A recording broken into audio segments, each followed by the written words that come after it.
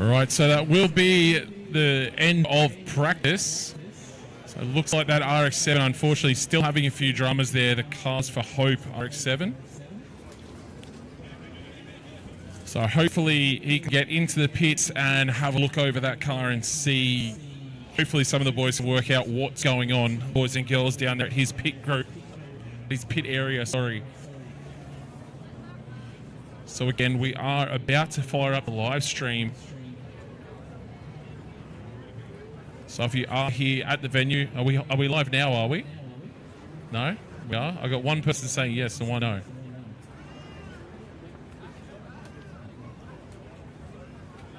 So we are live, so if you are watching at home, this is the F8 Drift Challenge here at Sydney Motorsport Park on the, do we call it a peanut or the figure eight? I feel like it used to be called the peanut, right? Yeah, the original name was the peanut track. The peanut track. We formalised it a little bit. It's a little bit obscure peanut, but yeah, figure eight probably makes a little bit more sense. Even then it's a little bit of wobbly eight, but we'll run with it. Got a bunch of battles on tonight. Got Mike Jones versus Kyron Mullane.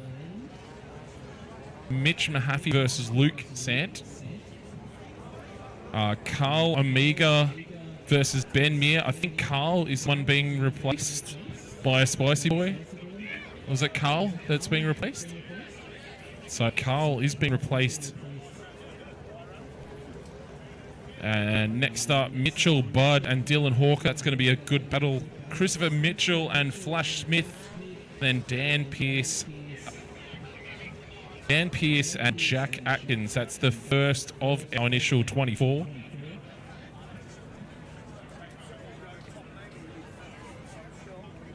So we're going to get Mike Jones and Kyron Mullane. If I do, Milan. So we will have Mike and Kyron out onto the track in a second. Mike will be leading. Car issues. So Mike Jones will have a bye. Is he going to come out for his bye run, or we're just going to skip on to the next battle here? So Mitch Mahaffey and Luke Sant will be coming out onto the track. Mitch Mahaffey will be leading, Luke Sant in chase. We still have a Gerg Merman has gone and reset up all the cones on course.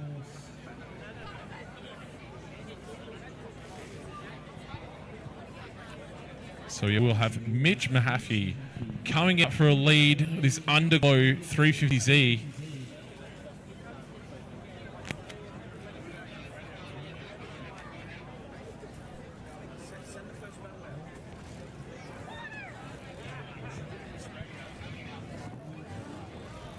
So you can find the link for the live stream, I assume, on the Australian Drift Club Facebook page. Link for the live stream will be up on the Australian Drift Club Facebook and Instagram and YouTube. So if you look up the Australian Drift Club on YouTube, you'll be able to find the live stream link. If you are here watching at the moment, make sure you give that a share, and honestly, keep it watching yourself.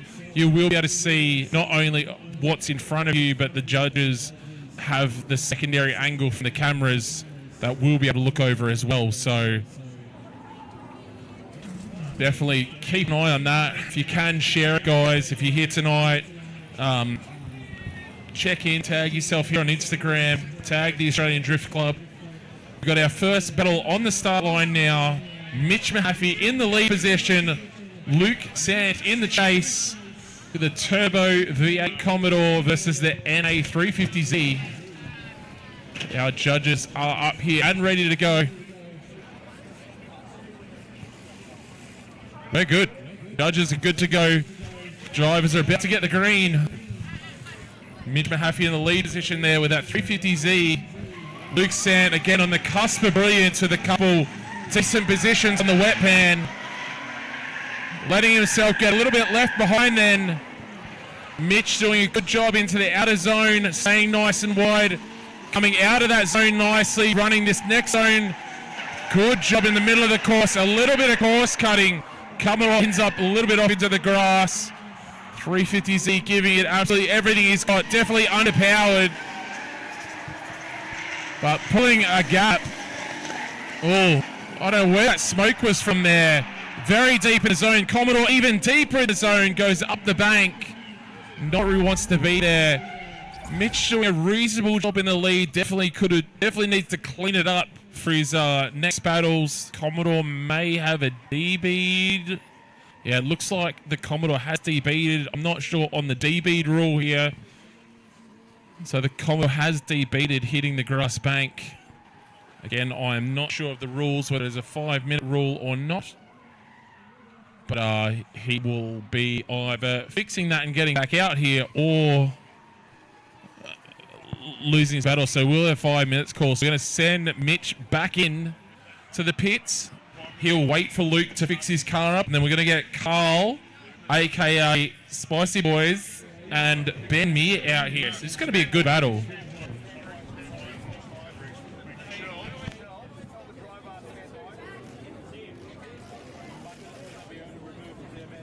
All right, so we do have Tim from the Spicy Boys in his RB25 180SX taking Carl's position. Mitch Mahaffey, get off the track, mate. No, he's about to go because for short format, no 5-minute rule. Short format, no 5-minute rule. So, Mitch Mahaffey actually will go through. He's going to do his bye. Well, Mitch is still on the track. So, it looks like he might be doing a bye run here. So, he's going to get his bye run done. So, short format here, guys. So, just to reiterate, as a commentator, I wasn't sure on the rules. So, good opportunity for Mitch to get another lap in and try and clean up his runs.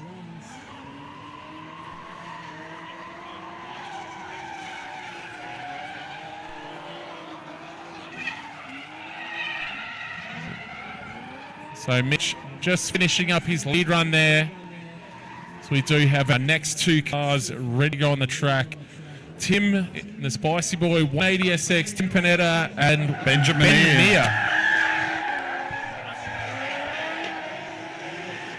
Again, our super late entrant. A lot of peer pressure involved in getting Tim out onto track. The start today, that car did have a front bumper. I watched him turn it into confetti. But yeah, Tim there in the lead position, straight up. So Ben Meir in the, I believe, is that RB? His one? That is his RB car. RB S14. Just to reiterate, obviously as well, Mitch Mahaffey did get the win in the previous battle, obviously due to the Commodore D-beating and blowing a 0-0. I think we are good to go with Tim from the Spicy Boys leading and Ben Meir in chase.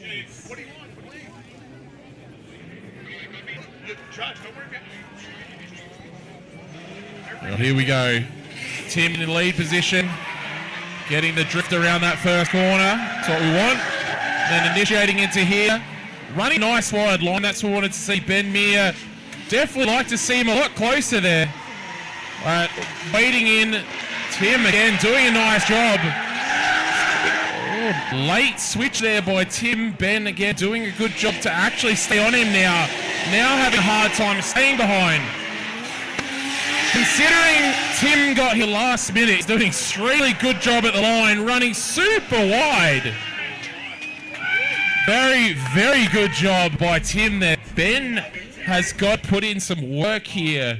Tim did a very good lead. Yeah, it's really good to save it on that last corner. Looked like he was going to push wide and drop into the dirt, but yeah, managed to hold it together. Really nice to see there. We got the replay on the live stream now. I might hold the start line for a sec while I just have a quick watch of some of this replay here, guys. As like I said, if you jump onto the live stream crowd, you can definitely check out these replays as well. You can see a bit of the tighter angles there. Tim did a stellar job in the lead, running nice and wide in the zones we asked for. Considering he wasn't there for briefing, super deep here, I think does just drop a tyre there, but we definitely rather see a car deep in that zone. I'd like to see what Ben Meir can do in the lead position. Tim has it all to play for. Well, Tim definitely, in my opinion, has advantage here. So if he can take advantage of that and get into the mix. Ben running deep. Oh, very wide. This is going to be an upset here. Tim with the pass. The Spicy Boys go wild. Tim Ben will be is absolutely going filthy to be himself. mad.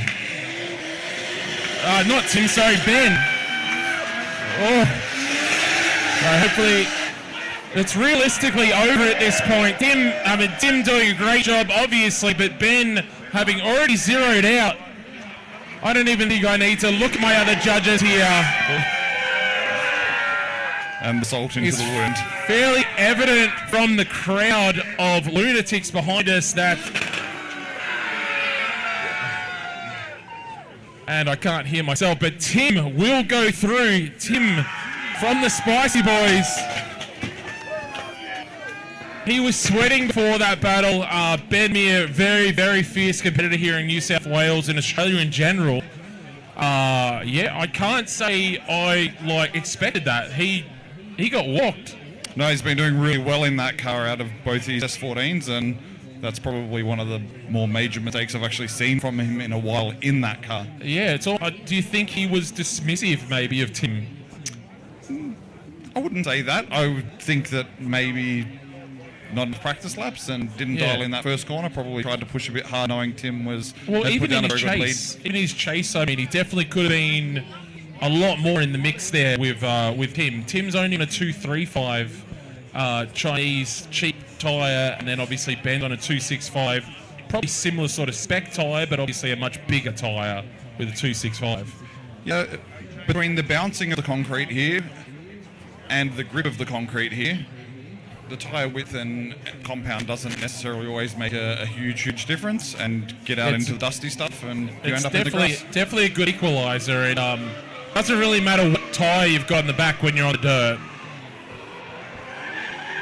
So the RX-8 hasn't really had a smooth run up to this point with he crashed into the back of the Commodore on his first set of practice laps, and then his second set of practice laps ran it up the embankment Before making it to the lane. So yeah, this is the Mitchell Budd versus Dylan Ward. Mitchell Budd in the RX-8 leading, and Dylan Hawker in the chase. There we go, Mitch Budd taking off. Want to see him sideways around here. Nice job. Dylan making good use of chase. Dylan flicking in nicely. That RX-8's got some good speed, but I'd love to see some more angle to go with that speed. Lifting wheel. RX-8 is fast but sloppy. Oh, very, very wide there. Barely keeps it on track.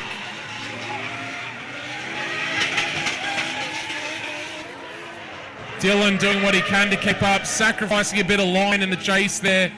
The RX-8 again, really with that amount of power and grip he has, you'd love to see a bit more angle out of him rather than being a speedy boy around the course. Yeah, both very capable drivers, but I know Dylan's gone from a supercharged LS to a turboed LS, and Mitch has gone from a S13 to a RX-8, so probably both finding their feet in new setups. Well, Dylan to me looked pretty good there. Mitchell making a fair few mistakes in the lead. All right, so we're just waiting for this replay to... So we do see mistakes, obviously, from both drivers here. Love to see a clean battle here. Dylan can concentrate on the clipping zones and angle rather than trying to be fast. So here we go, Dylan leading Mitchell Budd in the chase. So Dylan pulling a gap on the run up there a little bit, running deep into the zone. He did float nicely out into that outer zone. Running deep. Love to see it. Decent here. Sparks off the handbrake. Stays on track, transitions perfectly into that next outer zone. Runs a nice mid-course. Great lead here for Dylan. Mitch Budd really needs to get in there. He's got the lead to chase. Mitch doing a fantastic... Dylan doing a fantastic lead there. So the leads here really are super important. The course is finished. They're just going to keep going until they send it home. That's it. We'll have a little chat with the judges.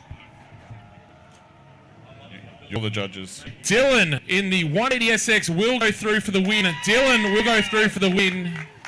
And John Unfortunately, Panetta, can Mitch- we have you to your car, please? John Panetta, to your car. Mitch, just a bit too sloppy. We're emphasised in the briefing. We want to see angle and line over speed. He was definitely fast around the course, but very, very, very choppy, low angle. And we'd definitely like to see in the future for him to clean that up for his lead runs. Again, as they set up here, getting used to a new vehicle, all that sort of stuff. RX-8, while it is a good car, they're not common and not necessarily an easy car to drive. Really cheap car to start with from a shell point of view, but not necessarily common or And you got to spend heaps of money to make it work. new Yeah. engine, new suspension.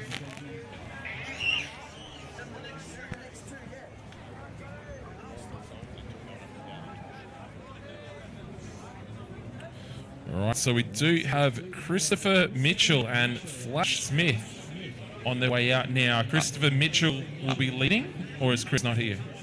No, that's R32 versus R32. So Christopher, so 32 versus 32, if I'm not mistaken, is it? Is indeed. So all R32 battle. That lead R32 has won competitions on this layout under a different driver. It's won competitions on another layout here as well, so it won one world time attack So with Michael Rosenblatt behind the wheel. hopefully just the car has muscle memory and that drives him It home. has the good karma. So yeah, Christopher leading in the R32 with Flash in the green-ish kind of colour R32 chasing. Two different engine packages.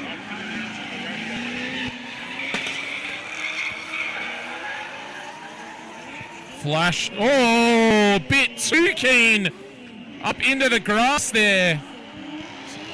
They're still on Chris. Chris still needs to pull a good lead here. It's not enough just to make it around the track. Even though Flash has zeroed, he still needs to pull a clean lead.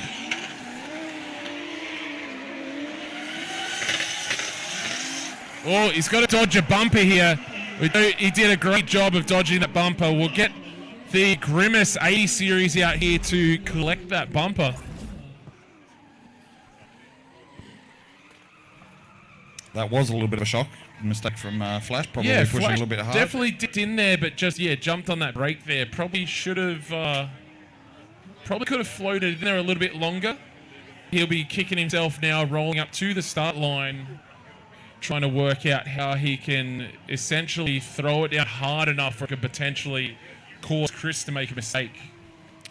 Yeah, it's a rare occasion we actually get to run turn one backwards, and it's deceptively tight on initiation before it really opens up into that big sort of power sweep. Yeah, we did ask guys to get out into that zone a bunch earlier. I think if they get into that zone early, it'll sort of get rid of the tightness in there. A handful of drivers have actually taken advantage of that. But here we go. So Chris, Flash jumping up onto start line now. Flash will be leading away Chris in the R32. He's trying to use Poppy Bang Intimidation. I don't think Chris is going to fall for it though. Sitting in waiting, doesn't want to make the same mistake that Flash did. Flash went almost too deep again, but kept it on track this time. Flash not really getting out into zones like we'd like to see him.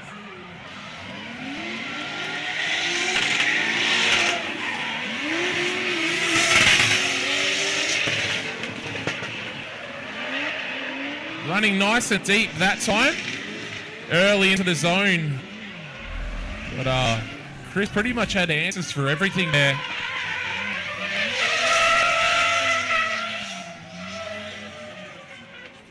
With the mistakes, obviously, it's an easier one for us to call. We don't want to see mistakes, but it definitely makes our job as judges easier.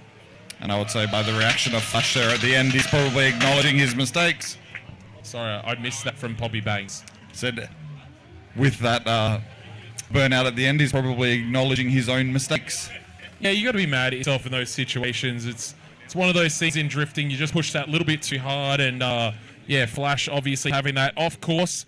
Meaning Christopher in the red R32 will go through for the win. So Krista will go through for the win.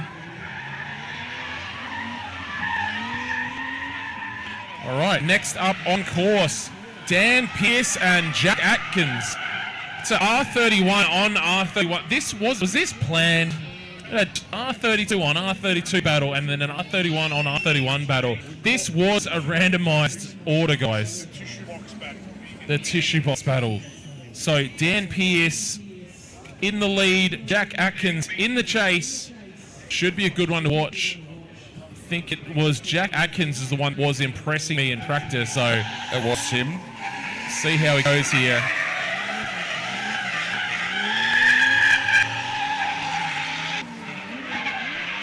Oh, lead car running nicely into that zone, actually. Or come way out of that zone early, though. So Jack in the chase position. Oh, having a mistake. Definitely being aggressive in that chase position. Oh, Pushing him around the track.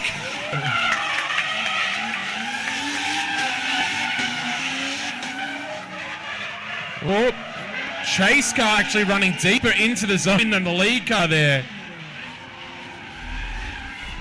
What a battle. Love to see the aggression.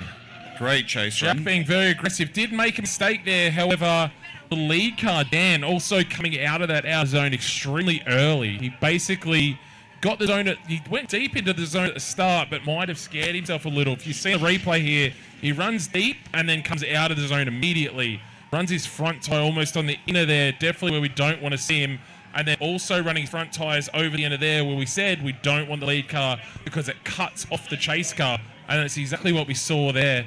A little bit of mirror onto rear quarter damage. Not damage. It probably didn't damage him. These things are literally strong cars. They are really strong cars. So, yeah, watching this replay. Here we go.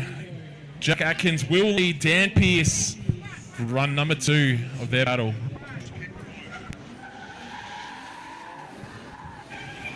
So Jack Atkins in the lead, Dan in the chase position.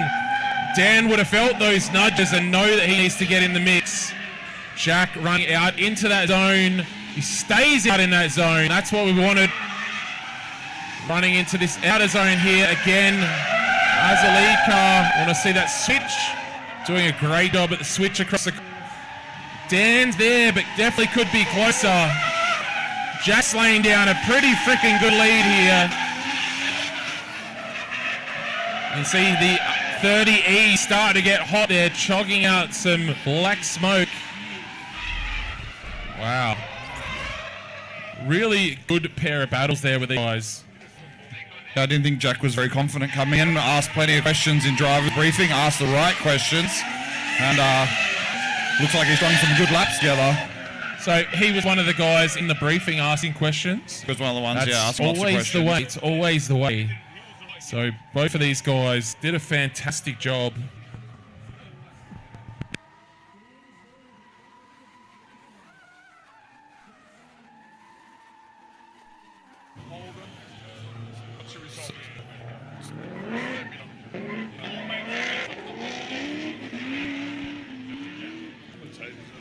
So Jack will go through. Jack will go through against Dan Pearce. Jack getting the win there. It was kind of close, both of them making some mistakes there, but we sort of come to the decision that Dan sort of caused Jack's mistake by cutting in too early on the inner clip there. So yeah, it did swing in Jack's direction. So getting on to the other side of our top 24, Miles leading. So the RX-7 is meant to be leading, and Gratis is meant to be chasing. So in this situation, so we are going to get these guys to switch over. Did you say it's raining? Oh wow, yeah, no, it's definitely raining. Yep. So this is definitely going to affect the drivers. I'm not sure how wet the course is looking yet. Is it raining right now?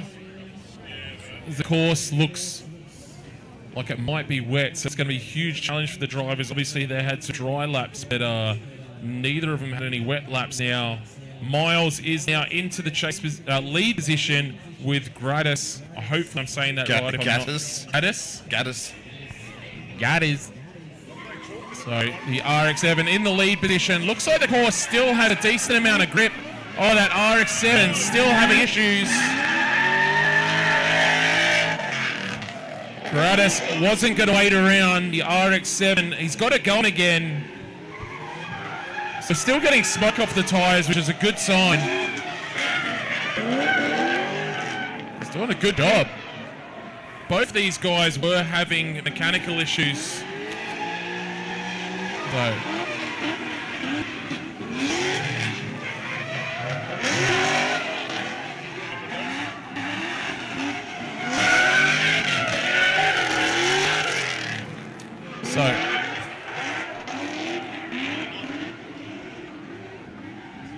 So, No, because it was a chase. So it looks like the RX-7 with dramas. It's interesting because obviously the VE had dramas as well in practice, but got the car working. There was something, obviously, translation there between what was a red light. I don't think we need anyone to tell him that that was a red light, but look, Gaddis has shown up to kill tyres, and the plan is just kill the tyres. oh yeah, so he's going out for a victory lap. To be honest, a smart thing to do, because with a little bit of water on the course, it might have stopped by now. I would say the rain at this stage is not affecting anything with the amount of smoke pouring off the And it car. has stopped, so we are lucky there, I believe, or is it still raining? Slight sprinkle. Are you getting wet?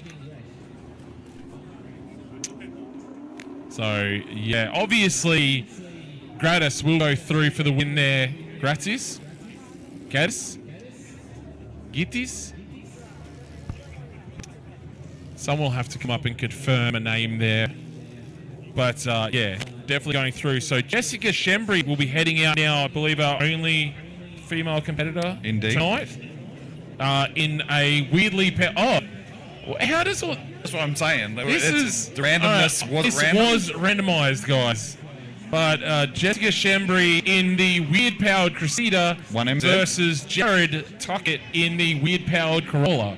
2ZZ. To be fair, it's basically a Camry with like a new Camry engine in it, and then it's a Corolla with like a new Corolla engine in it. That's about all there is to it. And both of them probably cost way more than much nicer cars, but they were obviously passionate about the Toyota platform. So we'll have Jessica leading in the Cressida with a Camry engine, and then Jared chasing in the Corolla Sportivo powered K70 Corolla. So things are getting a bit loose. Jessica having a big understeer issues there. She probably should have spent a little bit more time getting some heat into those front tyres. It's a bit of a failure to launch. She's getting it together now. Jared doing his best to stay in the pocket. Whoa! K70 angling up to lose speed there. Jessica doing what she can out in front after that big understeer. Essentially a bit of a failure to launch. Yeah, the mistake on the first corner was a shame from Jess. She was looking good in practice, and I know she's been putting some mileage on the sim to get this locked down, but the rest of the lap... She was looking pretty decent in practice. Again, been sitting there waiting in line with letting those front tyres get cold and probably not putting enough heat into those fronts before the run. So, yeah, making those few mistakes there. Yeah, and just struggling to get the wheel speed up to initiate into that first corner. Here we go. So Jared leading now in the Sportivo Corolla-powered Corolla.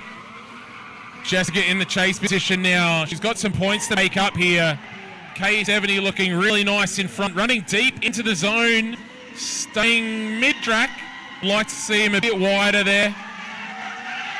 A little bit tight everywhere. Oh, nice transition through the middle section.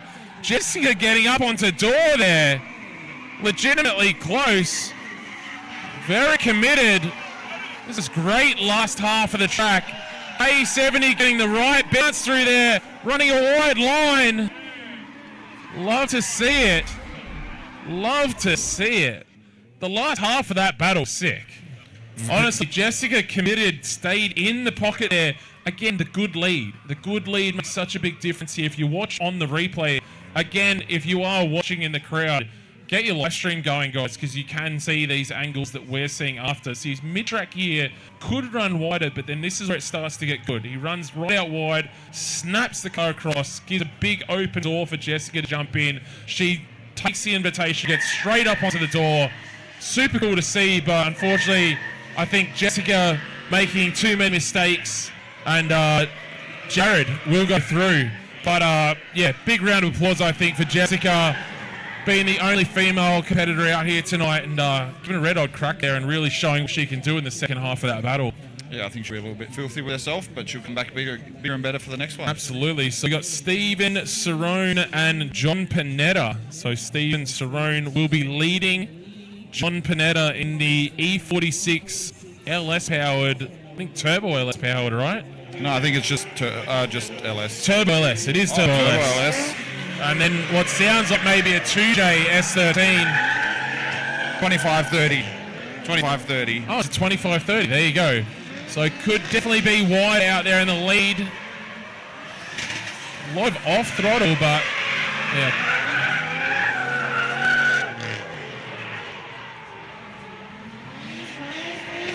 Nice and deep into that zone.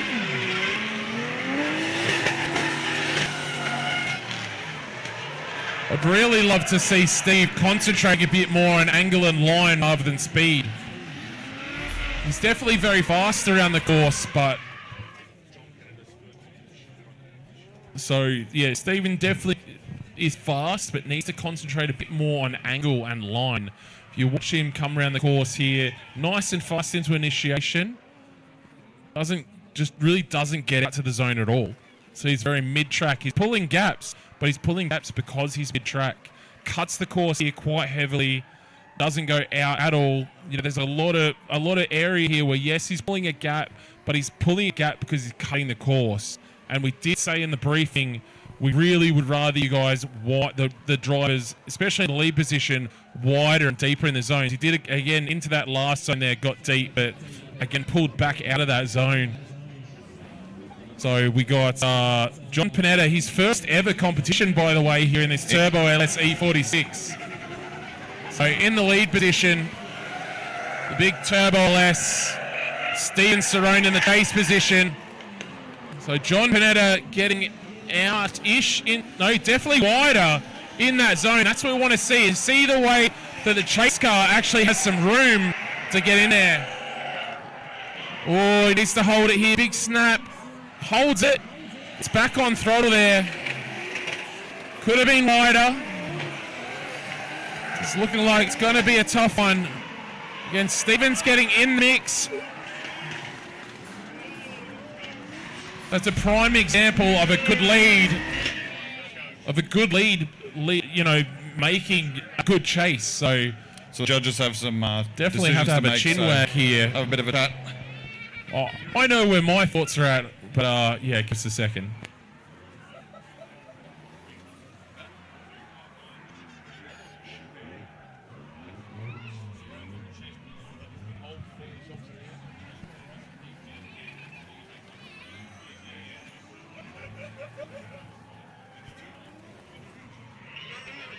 So we've got a rerun on that one. Yeah, we do have a rerun, guys, so we're going to check their tyres and possibly turn them around now and get back out on the course. So I think we're going to turn them straight around, maybe, and get them back out onto course. They have to. Okay, so the tyres have to do at least 4 runs. Okay, cool. So as part of the rules here, we want to turn them around fast for you guys, so they will pop back out onto course. Hopefully the cars have cooled down enough. We definitely, if anyone here, if there's a pit crew here or a spotter for Steve, let him know to run deeper in the zones and more angle. We don't want to see him run away with basically a very poor line. So we definitely want to see him wider into those zones and allow John Panetta to have a good race. Because John definitely did a fantastic job in the lead, allowing Stephen to have a good chase. So yeah, I was probably leading a bit more towards John for that one, but overall, being as close as it was, I think a rerun's definitely the choice here.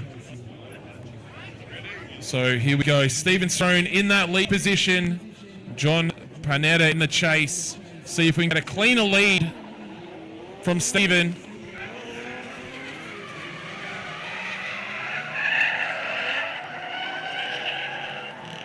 So Stephen definitely getting a bit wider out into that zone. Better, not great, but definitely better than he was last time. Again, cutting line, just really not getting into zones where we want him. He's pulling the gap, but then having a spin.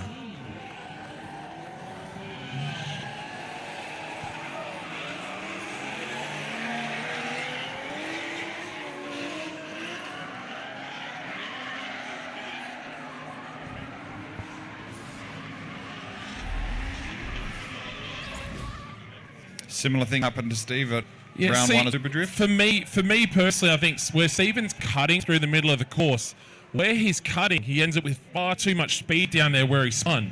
You know, if he was running the course properly, he'd have less speed into that corner and be less spinny, essentially, into that next corner. See, look at the replay. The speed he came through here, he just had way too much speed in that corner and ran it wide. So, yeah, we got John Panetta in the lead. We know he can put down a good lead. So we know it was pretty much over at this point, so replays, doesn't matter. All right. John Panetta, see if he can put down that nice lead. All he has to do is put down a clean lead. So here we go. Let's see how he goes. Big sweep into this first corner. Could have got into that zone sooner, but again, deeper in that zone. Nice out. We've done that. Is he going to make the same mistake here? No, he doesn't. Keeps the car going. John Panetta running straight out to the wall. Nice job. And Stephen, running into back of him on transition there.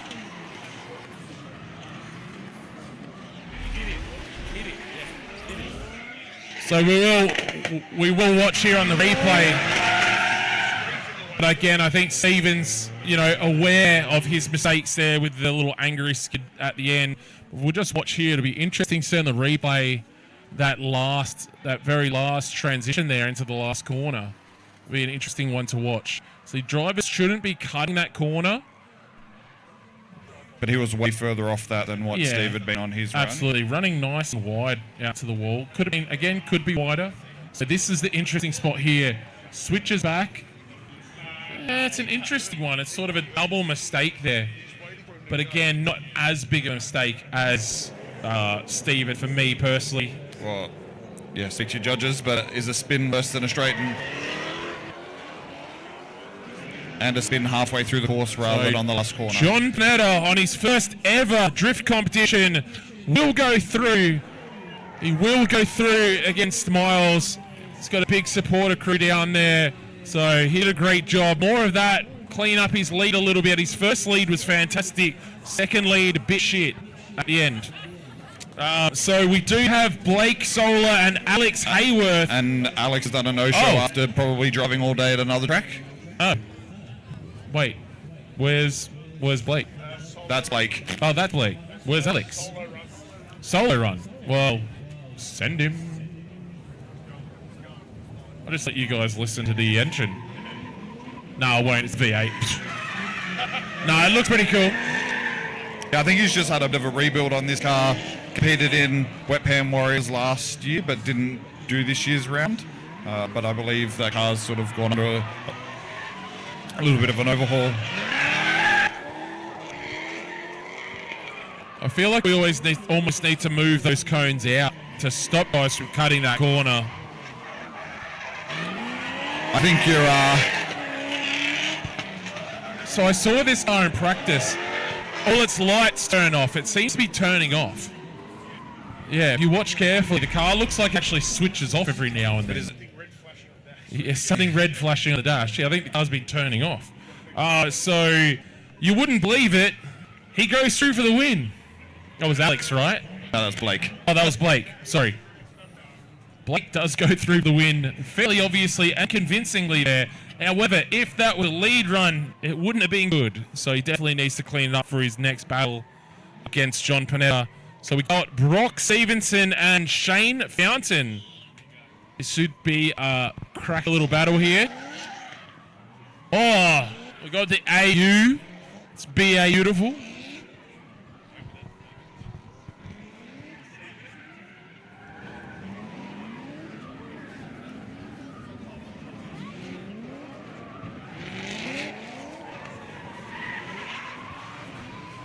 Typical Falcon things. Does it tip in before his battle? Mate, you never seen a professional motorsport vehicle warm up his back tyres. That is V8 supercar pedigree, but I've never seen no 180SX at Bathurst. Not in supercars anyway. So, yes. Brock Stevenson in the lead position, big angry V8 powered 180SX, and Shane Fountain, the Barra powered AU Falcon in the Ford Blue. So Brock is on a rip lately. Oh, Brock. Oh, maybe a little bit too much smoke left over from the AU warming his tyres up. Oh. Hey, they kept composure. Brock did a great job to stay in it there.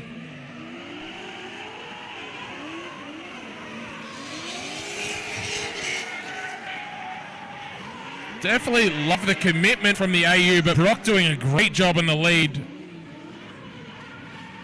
So the only real issue there for Brock, I think, was coming into the first corner. Still quite a bit of smoke. Watching the replay now, I'll be interested to see it because from where my eyes could see, there was a lot of smoke still here on this first corner.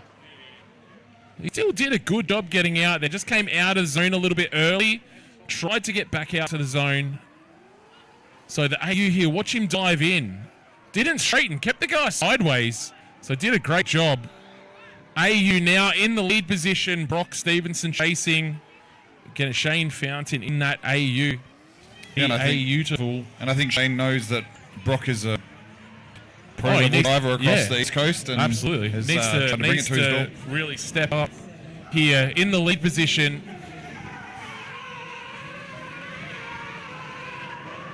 There we go. The Barra-powered AU flicking in, pulling a little bit of a gap there. See, out in a zone. Decent job on that outer zone. Running deep. Decent line on his lead. Brock getting aggressive in the chase there. Doesn't want to get himself caught up. Oh no! Brock had some sort of issue there. Looks like his car's possibly shut down. The AU still continuing on. I fear that might be a broken axle. Definitely some sort of mechanical dramas there. We'll watch the replay here. So again, I do implore you guys, if you are here watching in the crowd, it's worth jumping on the live stream as well just to see a bit more of an angle up here. So we'll see. AU did a great job in the lead position, running deep. Decent switch across the middle. So Brock coming around here. Oh, yeah, it looks like he had some sort of issue there in the 180SX.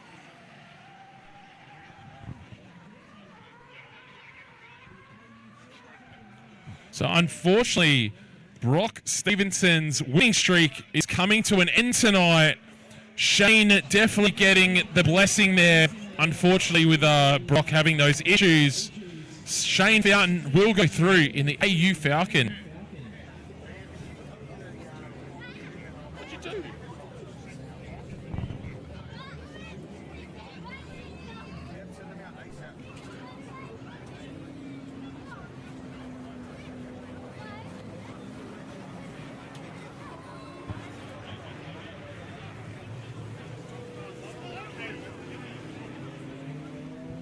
So we do have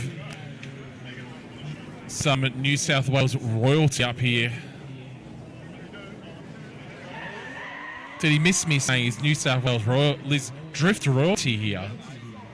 Nah, he's a bit busy in his own little world. In his own little world. Oh, look at that. Tippings in R33 there. So we've got Jacob Horny? Yeah, is that right? Hornery.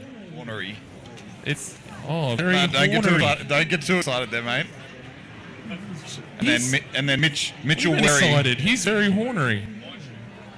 So Jacob Hornery and Mitch Wary. Guys are trying to trip me up with these last names. All right, so we got Jacob leading in the Commodore and Mitch in the R33 chasing.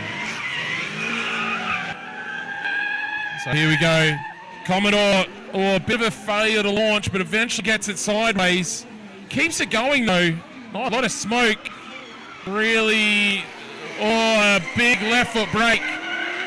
Oh, still keeps it going, to be fair. It's not pretty, but his guy's missed a gear. Oh, God. Oh, God. Oh, God. I keep it going. All right. There he goes. Stays into it, or there might be some issues with the front suspension. No, he keeps it going. That left front is definitely not happy. So the front suspension in those are sort of as a bushing in the tower. And I know that when you do have big hits like that, it can push the shock tower. It can push the suspension essentially through the shock tower. So we will be interesting to just possibly double check and make sure that car's safe. Watch here on the replay. He straightens up, misses a gear, kicks the clutch, smacks the wall. Left front with a big hit into the wall there. So we'll just have a quick check of the front of the car, double check with the driver if he thinks the car is safe to run. It definitely doesn't look 100% that left front from the replay. He did do a fairly good sized bunny hop off the wall. So yeah, that was Jacob there doing. Jacob is keen to send it. Hopefully he's not so ornery for the wall this time around. Well, that's terrible. That's his last name. That's his last name. So, ornery. That's what I said. All right, Mitch leading in the R33. Huge angle leading into that zone. I'd love to see it. Staying reasonably wide around there. It's the best I've seen him drive by a long shot. Big angle to the middle of the course.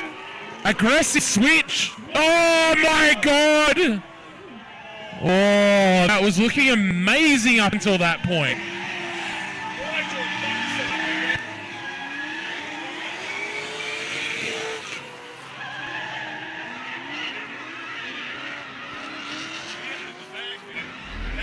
I do know that during practice, Mitch was having electrical dramas of some variety. Yeah, that lead was looking unbelievable. Yeah, and it's not allowing him to like full throttle or something like that. So yeah, TPS but that lead run was looking phenomenal up at that point. Obviously, with both drivers making mistakes in similar areas of the course and not really allowing a chase to be active, we are going to call a rerun. So we're going to try and turn these guys straight around. So hopefully there's not too much rev checking and getting the engines hotter. We're going to turn these guys straight around for the rerun. 50-50 unfortunately, no extra points for wall rides. Not those kind of wall rides anyway. A rear bumper wall ride, yes. Front wheel halfway at the wall, probably not. Yeah, look, it's definitely less dramatic than when we had a couple of years ago where we ran the course, the other figure eight the other way. Yeah, I heard it was a Spicy Boy did a they've done roly the poly. other events. Oh, you mean the other big crashu over big here? Crusher, and just blew a shock tower out of an S14. Wasn't that Mitch? Nah, that was Andrew Ryan, one of our other local drivers. Okay, so obviously this Commodore would be hurt. I feel like Jacob's front left doesn't look like it's 100%. And so let's see what he can do in the lead. Jacob Hornery and Mitch Wary. It's tough. It's tough here. Here we go. That left front is not happy. There we go. Flicks it in. Gets it out to that zone. Gets it out decently wide again by the looks of it. Doing a good job. Oh, nope. Yeah, no, that was very, very slow. And that's a very good save from Mitch. Oh, those tyres sound terrible.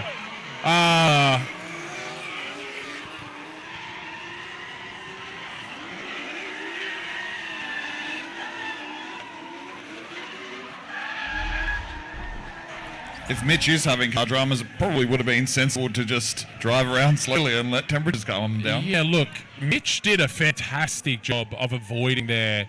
He did really read that situation well and doesn't look like they had any damage, like any contact. It was bloody close. I'm watching the replay here again.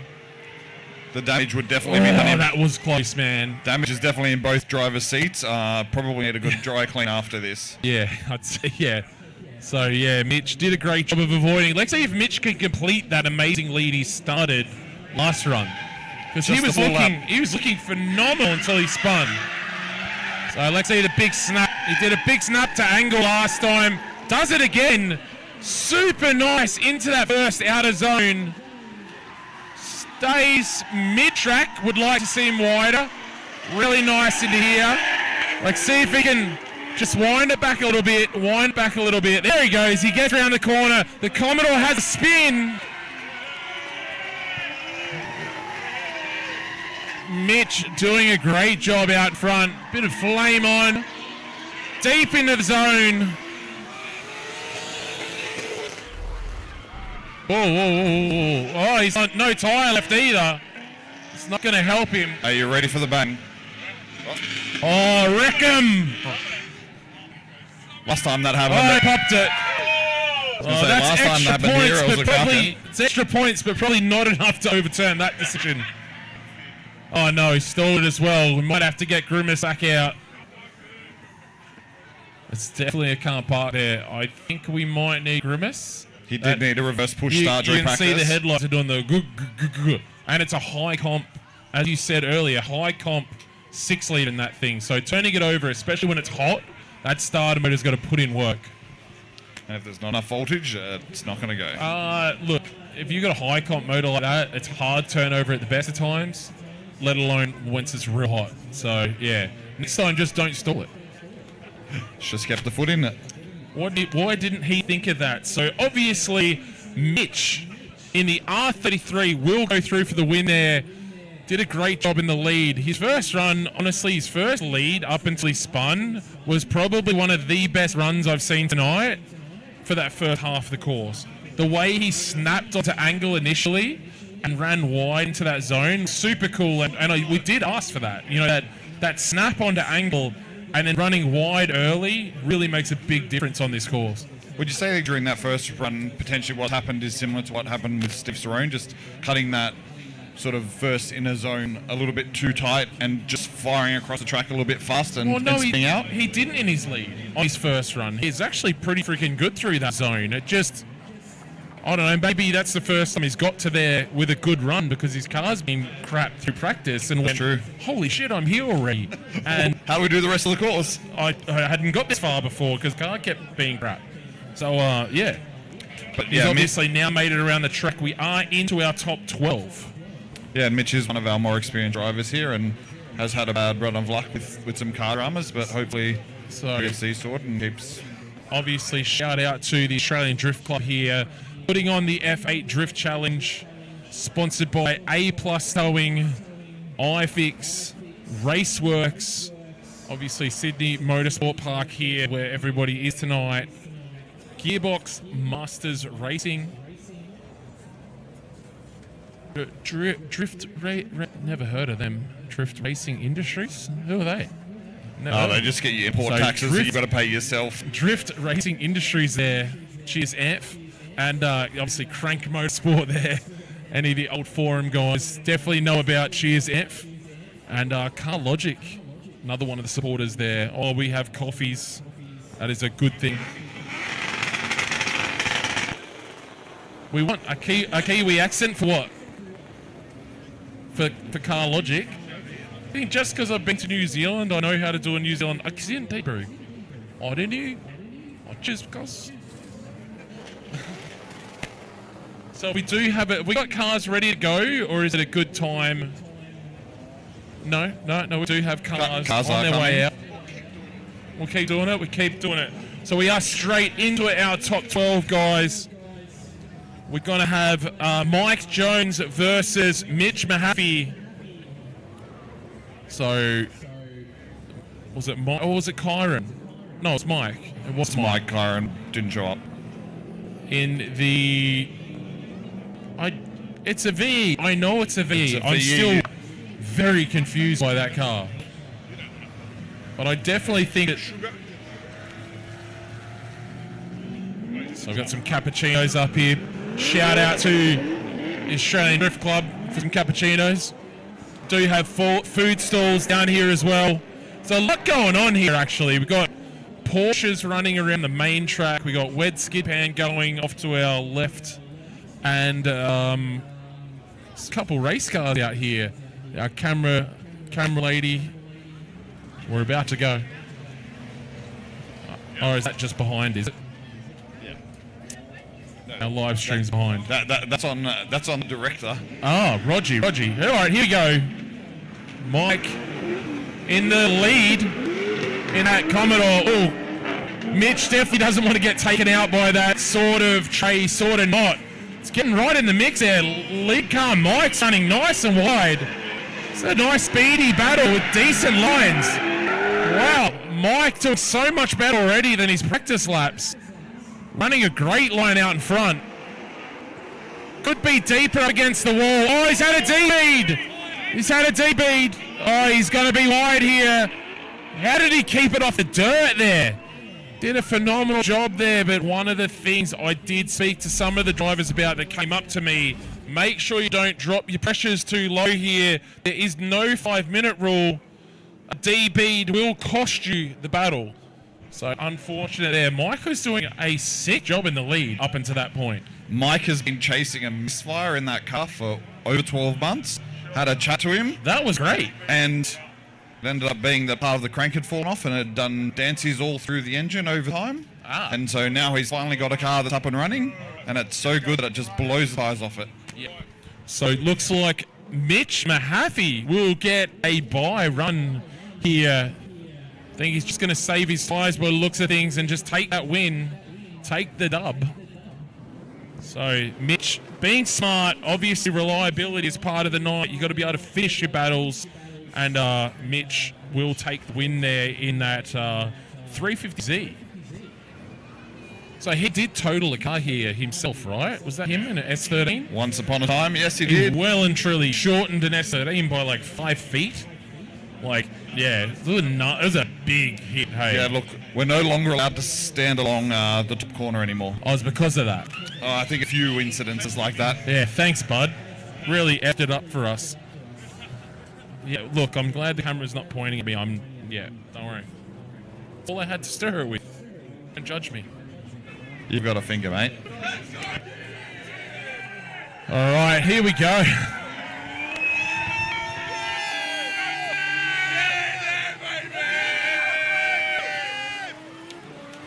So I'm actually looking forward to a really good battle here. Tim obviously looking good in the Spicy Boys 180SX. Dylan, again, he did a really good job himself in his battle.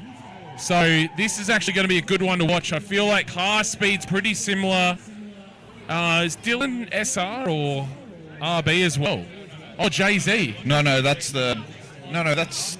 He's gone to JZ, has he? All right, here we go. Oh, we got rid of his supercharged V8 and gone to a JZ. Here we go.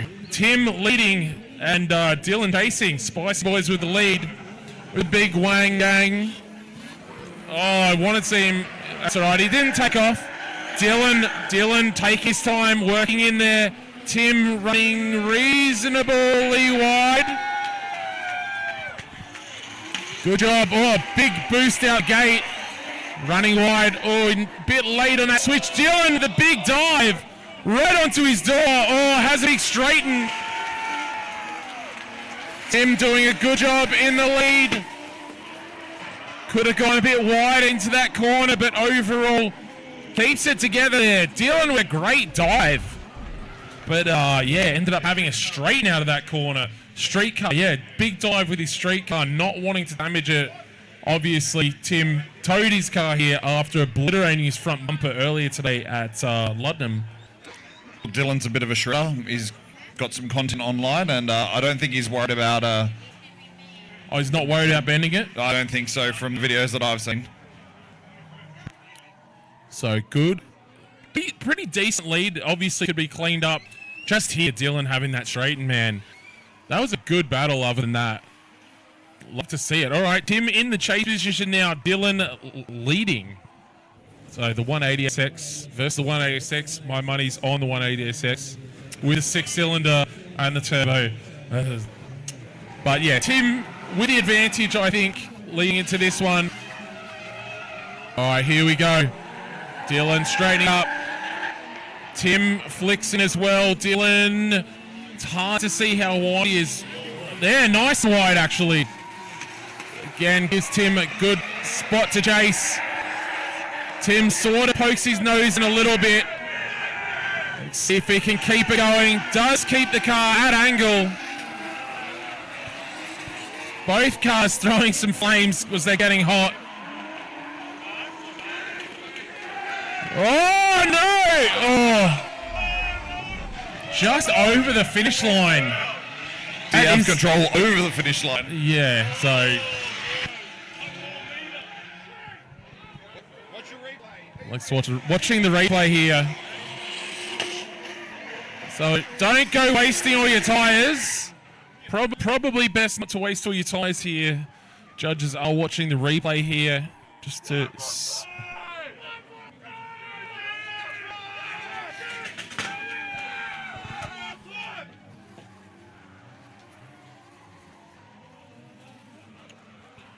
All right, I might throw it to the crowd a little bit. Who'd like to see a one more time here?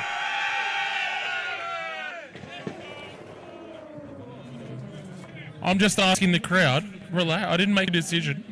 I'm just asking the crowd. Obviously, we like to see control over the finish line. You know, so I would count that spin as a spin. Obviously, a big straighten from Dylan as well, so... We do have one judge asking for one more time. Judge number 2. You're number 2. I'm not a judge. They're your judges. Oh, you're a judge. I'm just a second-hand shit talker. Oh, okay. You said Dylan. Oh, yeah, I think a rerun as well. So I'm actually with him. So that was a split. That was a split decision. So one judge went for Dylan, and the other 2 went for one more time. So we will rerun it. Yeah, we will have a rerun there. Again, both drivers need to clean it up. Tim zeroing out in the chase position, obviously. Bobble drove straight for like half an hour, champ. Yeah. Well, it's not necessarily worse. It's more so, you know, where the spin was. You know, it was over the line. So we are calling the rerun on that one. Tough call. Tough call for us. For me. Definitely a tough call. After all that popping and bagging from Tim, though, I'm interested if he'll be able to actually turn the car around that quickly. Yeah. Because I know that car gets hot fairly quickly. But So- they weren't again. Oh, it's good now? We're good now. So for me personally, when I look at a situation like that, the main aim of drifting is to keep the car sideways around the whole course. So for me, an extended straighten on course is 0. And that's how I'm sort of look at that. Dylan's lead was decent. Tim's lead was probably a bit better.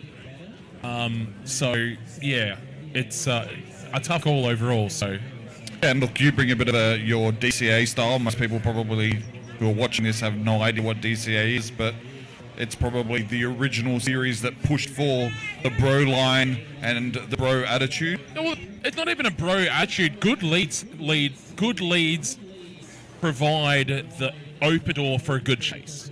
And being able to keep up with the lead car has a lot to do with what the lead car does. And if the lead car cuts the course and runs away, you're going to see that. So Tim in the lead position now, Dylan in the chase. They've got all to play for here. They know what each other are going to do, so let's see how they go. Hopefully both of them have got enough tyre left. Oh, Dylan getting aggressive. Straight up in there. Tim's nice and wide out into that zone as well. Really nice lead. Wide sweep through that zone. A little bit late there into that zone. Dylan doesn't make that save. Oh, geez, he barely keeps the car sideways. Tim doing a nice job getting into the outer zone nice and early. Running deep. I like it. So Dylan almost making that mistake again. It'll be interesting to watch here on the replay.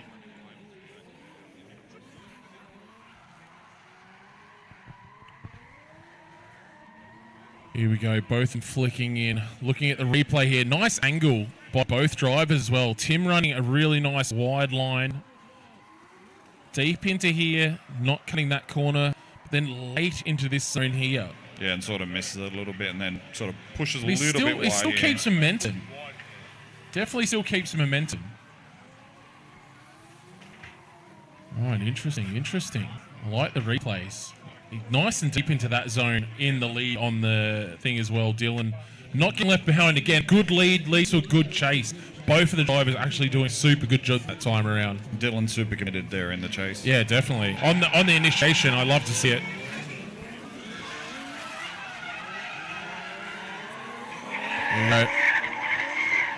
See if Tim's going to return to Dylan. Gets in there. Definitely gets wide as well. There we go. Oh! So cutting a bit.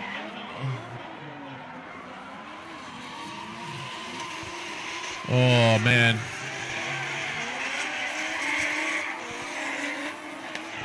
I'm almost like, oh, it's going to be tough.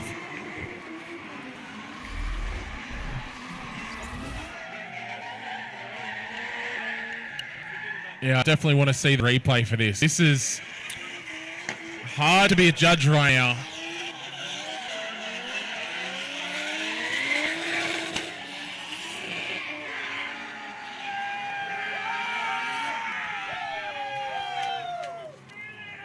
That was weird. Yeah. What is his handbrake not really work or something? Dylan.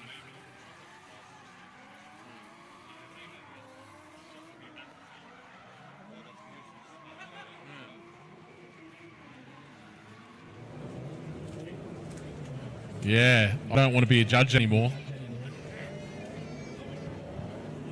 For me, if there's time, we definitely need to,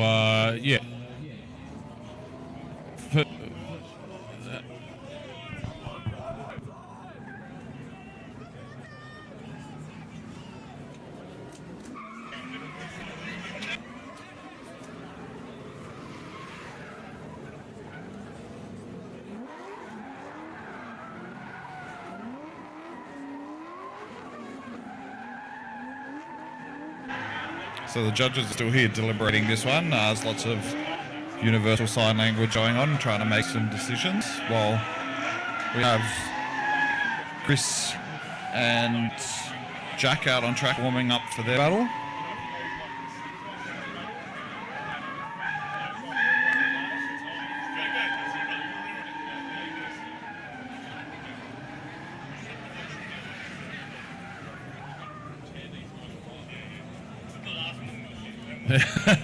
All right, so judges up here ripping each other's hair out, but we do want to see another rerun from Dylan and Tim. We can't split. They're making minimal mistakes, but they're both doing a sick job. So, yeah, we are going to get a rerun from Tim and Dylan. We're going to get them reset up after this battle from Chris and Jack. So, Chris leading in the R32, Jack in the R31 chasing here. Here we go. Oh, Jack. Oh, my God. Yes. Jack's being really smart in the chase position there, knowing that 32 is going to be fast. R32 looking sweet. Oh, definitely cutting the corner a lot. Oh, wow. 31, Jack. So aggressive.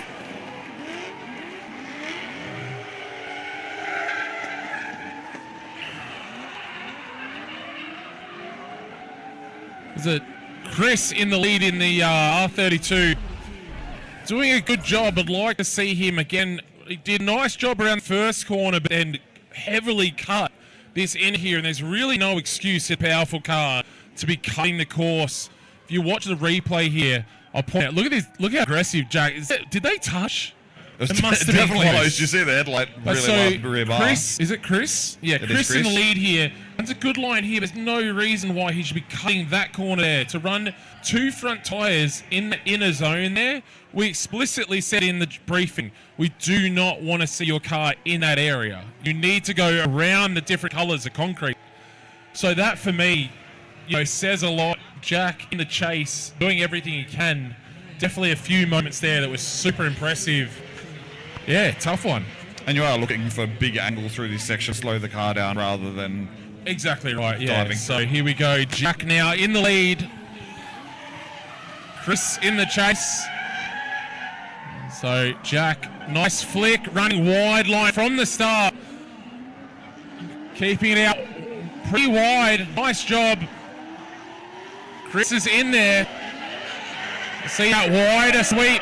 A little bit late, but clean.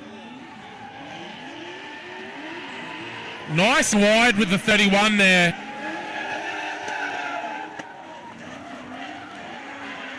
Oh, nice and wide. Man. Yeah. Another tough one there.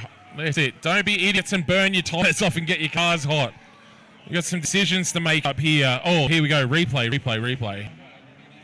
Still pretty aggressive from Chris there. Yeah. As a return of serve.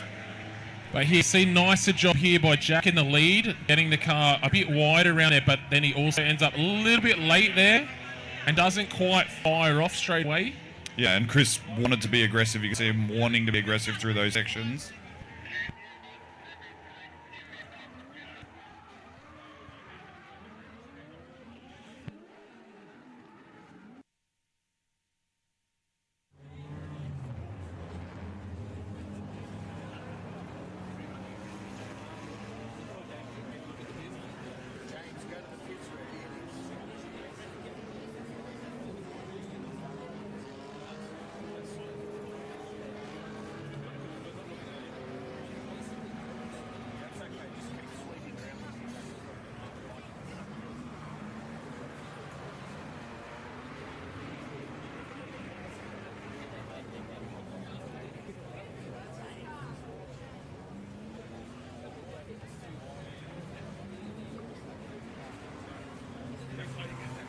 All right, the judges are unanimous. Jack in the R31 will go through.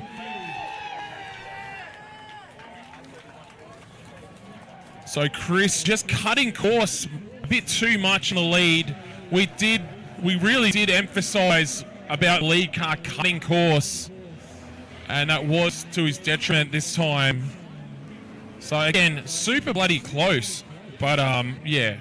We had to make a decision there, and yeah, Jack just that smidge better. But honestly, both leads were kind of average, just Jack a bit more aggressive in race. So I think we may be getting Tim. No, we got is it the Gaddis and Jared? So Gaddis in the VESS. Zagatis. Gittis. In the SSVE, and we got Jared in the KE70. Jared in the Corolla Sportivo Corolla KE70. 2ZZ Corolla that could probably fit in the boot of that V Commodore. Yeah, you're not wrong. Well, hopefully he doesn't end up there with the way Gradis is meant to be leading. Gradis is meant to be leading. They're around the wrong way. It's not qualifying, so let's just send it. No, they're going. That's fine, it's fine. Gradis, that's good. Oh, it needs to get into it. Don't underestimate the KE70. KE70 could definitely be wider. It's a nice job into this zone. Oh, good switch across the middle of the course. Really nice switch across the middle of the course. Right out to the wall. A little bit of a straighten. Again, more power related than skill related, I think.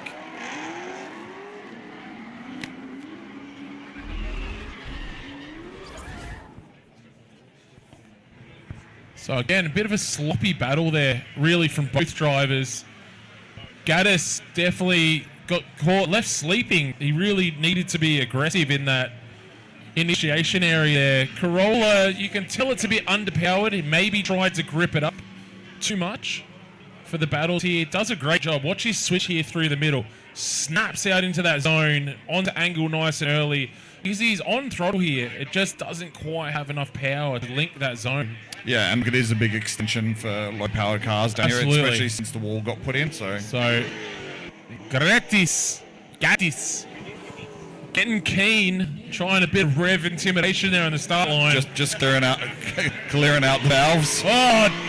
Dump 7 off the line. Up it.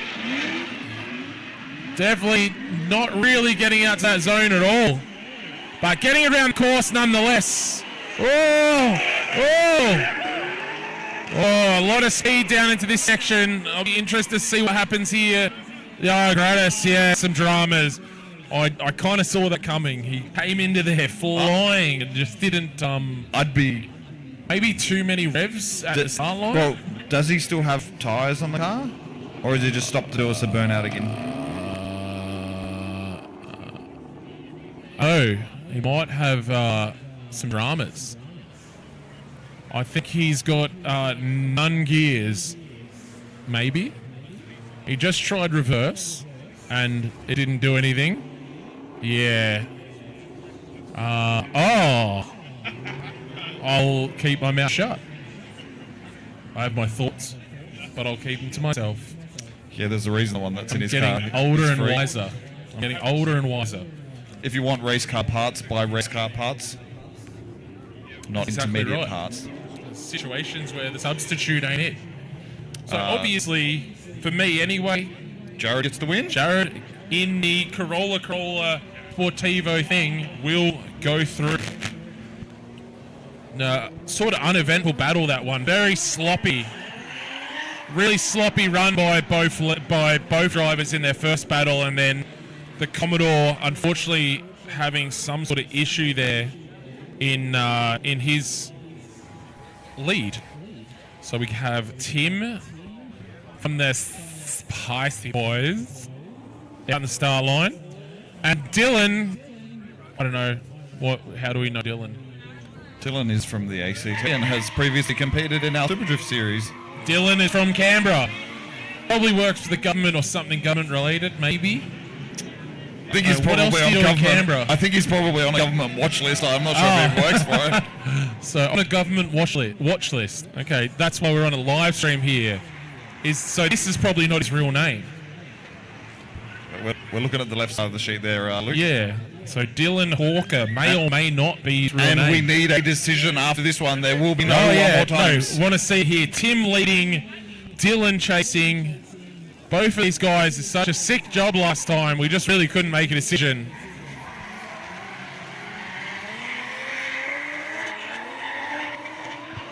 All right, big flick in. Tim out wide into the zone. Dylan's there, but could be closer. Oh, Tim's very wide. Nice job. Again, a little bit late. Oh, Dylan, nice. Into the pocket. Keep it lit. There we go. That's what we want to see. Nice job by both these guys. Tim pulling a little bit of gap towards the end of the track there. Give these boys a round of applause. That was super good. Both these guys. That could have been a final. That was unreal. So here we go. Watching the replay now. I'm going to put Tim my foot in a little bit there. here. Nice. Dylan got aggressive and then sort of backed out of it. And through here, So I feel like Tim's a little bit offline. Yeah, a little bit offline, and he gets late into this zone. Dylan uses his mistake as an opportunity to absolutely jump on his door. Yeah, yeah. He got late here, late there, and ended up super late down in that bottom corner. And Dylan took absolute advantage of it and got in there. So yeah, really cool battle to watch. So yes, definitely an advantage to Dylan at this point. See what happens here.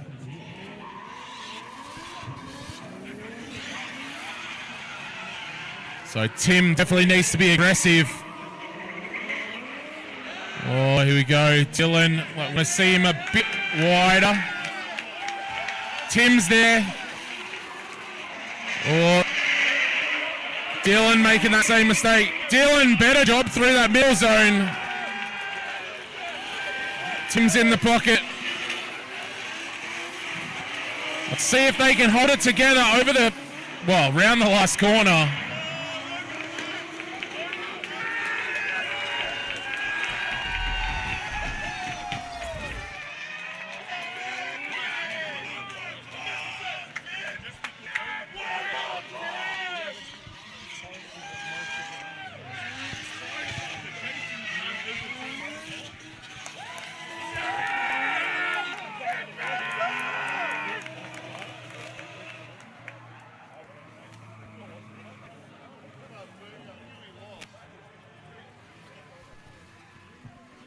All right, we do have a decision this time around. You're probably going to get things thrown at the back of The your head. decision isn't a one more time. I'm bracing, but Spicy Boys are out of here. Dylan goes through.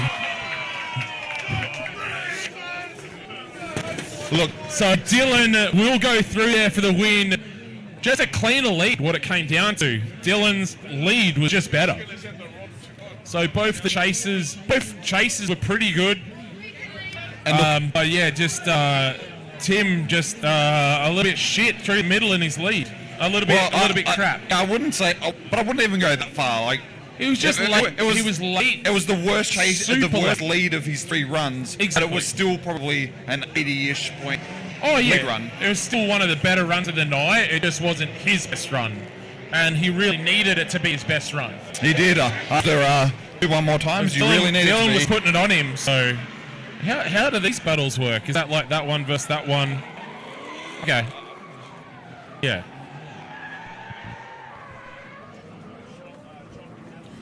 All right, John Panetta versus Blake Solar. So John Panetta, his first ever trip competition here. So John should be leading. I don't know if they're going to switch them around. No, we are just going to run Blake in the lead. Blake's leading, John chasing. John at his first ever drift event. Blake...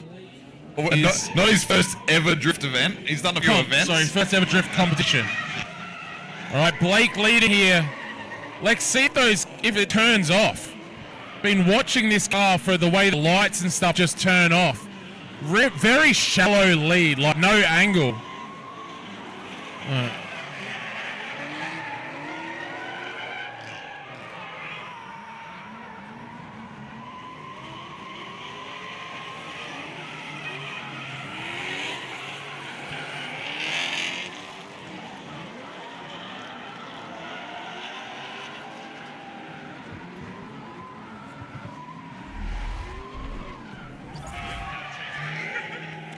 So John, yeah, I think it's one of those situations where he was very fast, but if you watch the replay here, just no angle at all. Yeah, and around the whole first corner. Look, the car's basically straight. And John's car just doesn't have a lot of. Well, he's trying to keep drive. He's trying to keep up. Yeah, he's on throttle, but it just doesn't have a lot of drive catch up to what Blake's doing. Does he have knuckles in that S13? It doesn't look like it. Very, very shallow. And again, like I said, we'd love to see more angle over the speed element. So I think this is one of Blake's for me first few competitions. It's almost like a wash, their first run. But we'll see how they go here in the second. Both of them need to do a lot better. Put it that way. All right. John Panetta in the lead.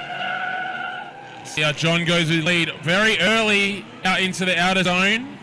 Is he out in that outer zone? He is. And see, a deciding thing for me is, whoa. Nice and deep. Again, switching. Blake putting himself in sort of a bad position there. John's lead looking really good. Oh, no. Got a small bounce. Weird sort of issue there.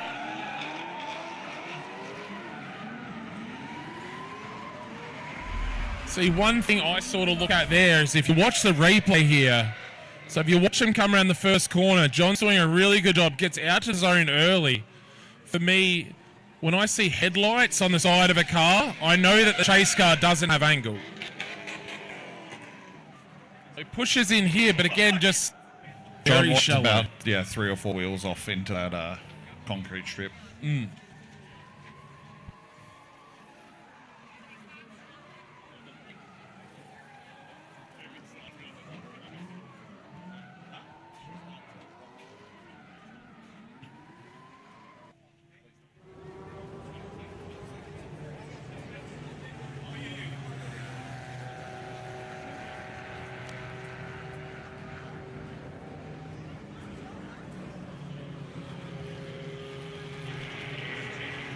There was good points and bad points from both lead and chase from both drivers, so judges are in deep discussions on what result they've got.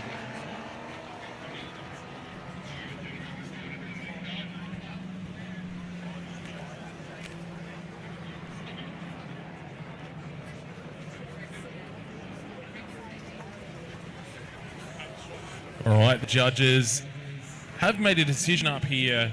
It's a tough one, honestly, for us. Drifting means you've got to be sideways. So, with that said, John Panetta will go through. He has a fan club. He does definitely have a crew here with him. Guys, can you collectively send him a text and tell him just to do better? Because he got through by the skin of his teeth.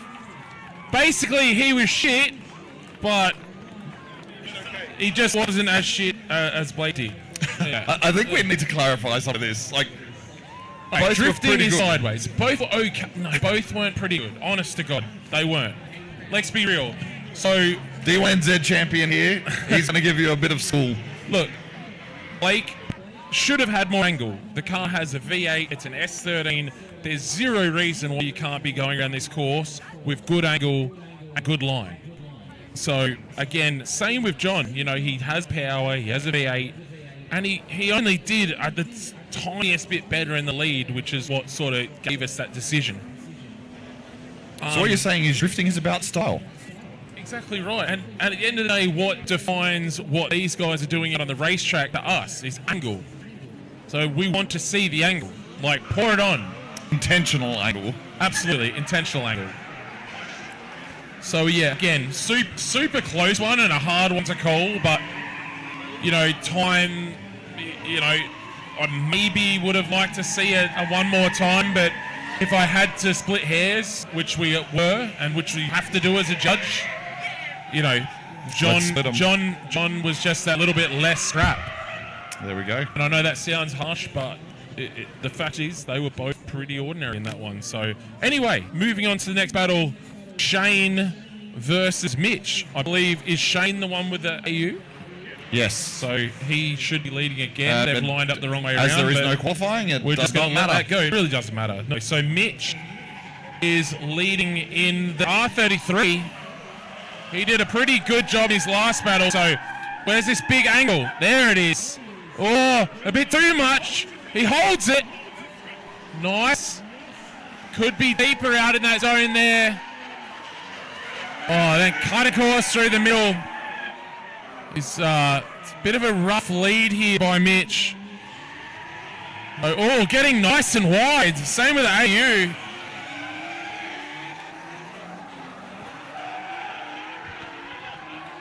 Oh, very messy there by Mitch in the lead. I was really hoping for more of what we saw in his battle before. So watch the replay here. He runs really wide on initiation. So he went for that cool snap again. Look, tyre on the dirt, big. Just one tyre in the dirt there. We're not like doing massive deductions for dirt drops, but it pulled him out of the zone early. And then he cut that zone a lot as well. So, yeah, a lot of mistakes there. Chase car, Shane, doing a good job. I'm not really, you can't really take the gap into account when the lead car's cutting line. So we go, the AU now leading there. Shane leading. Shane is leading. Shane getting nice and wide in that zone, decently wide. Good job there. Oh, running a good line. Hitting that zone really nicely. Got to keep it going, keep it going, keep going. Oh, is he got it? Is it? Oh, it looks like he's almost keeps it going. Nice and deep into that zone. Oh, then it starts cooking at the end of the course. Did it just take half that corner to come on boost? So pretty good job there by the AU in his lead. Watching the replay here as the guys head into the pits. He did cut the corner, but then got into the zone.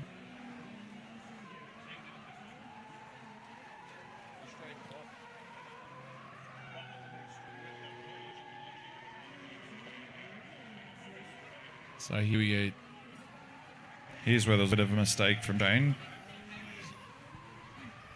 Not huge though versus, you know, going back to Mitch's lead where he's sort of off course like a heap on that first corner. So, yeah. Have some deliberations, judges.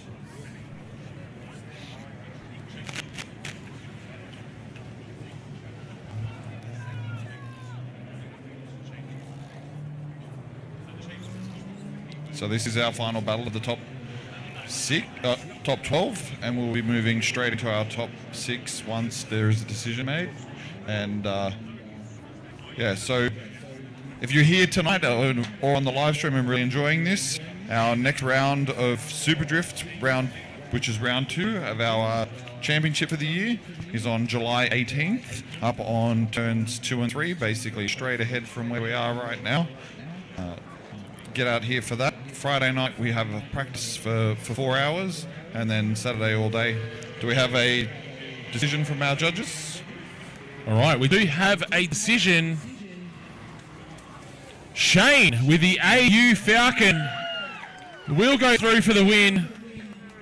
Again, just a huge mistake there by, was it Mitch? Just running super wide on his initiation, but super wide, then ended up real mid-track on his lead. Didn't really give Shane an opportunity to chase him. So, yeah, look, definitely... and you did emphasise that in driver's briefing. Yeah, that is what it was all about. Did emphasise that, but, yeah, really didn't give Shane the opportunity to get the chase, where Shane did a really good job in his lead. He did bog a little bit coming out of the second last corner, but still kept the car sideways. So, yeah, overall, Shane getting through there. We'd love to see some more clean battles here. We are having a split hairs making these decisions here. So we are into our remaining 6. So it is a bit of a different format here with the initial 24, top 12, and then going on to our remaining 6 with Mitch. What was Mitch driving? Mitch Mahaffey in the 350Z versus Jared in the Corolla. Corolla. I call it a Corolla because obviously it's a different Corolla engine in the K70 Corolla. Nan's Corolla copped new Nan's Corolla engine. that is right? Very true. Sort of. If we can call it that. This should be a good battle because realistically both of these cars with this course are a little underpowered. We are going to see straightens from these cars in certain parts of the course, and we did tell these guys in briefing, the certain parts, we are going to accept a straighten from a lower powered car in certain parts. So, yeah, it'll be interesting to see how these guys navigate that situation. All right, Mitch in the lead. Jared chasing. Mitch licking in, getting onto angle early. Little tentative. Oh, we've had a big straighten there. That was not one of the spots to straighten. So, then really cutting the course there, trying to run away. Jared in the K7. Oh, my God. Mitch has absolutely cooked it. Yeah, hopefully there's to I the line don't and know do their next run. What's going on there? Somebody leaves some bananas on the course. I hope he realises uncharacteristic there from Mitch. He was looking pretty good earlier. He got that nice by run, but maybe not enough heat in the front tyres by the looks of it, or he feels like there could be some sort of issue with the car there. So Mitch obviously on the stock 350Z, what can actually go wrong really? Something. I think loose nut between the seat and steering wheel. Look, we've both been there. Yep, here we go.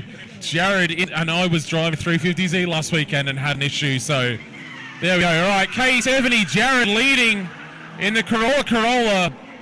Mitch in the chase position. K70 gets out into the zone. Mitch now turns it on, but a nice lead from the KE. Flicking, nice line here. Watch his snap across the middle. Super nice snap. So here we'll expect to see a little bit of a straighten, reinitiate, exactly as we said. See how the KE runs the bolts. Nice flick into the last corner here. Stellar job by Jared in the lead position. Wow. Wow, Jared in the KE70 Corolla. I think the result on that one can probably... Speaks for itself, man. Jared killed it. Hit that lead was phenomenal. Clearly, even though it's a new Corolla engine in the Corolla, man, he did a great job in the lead position.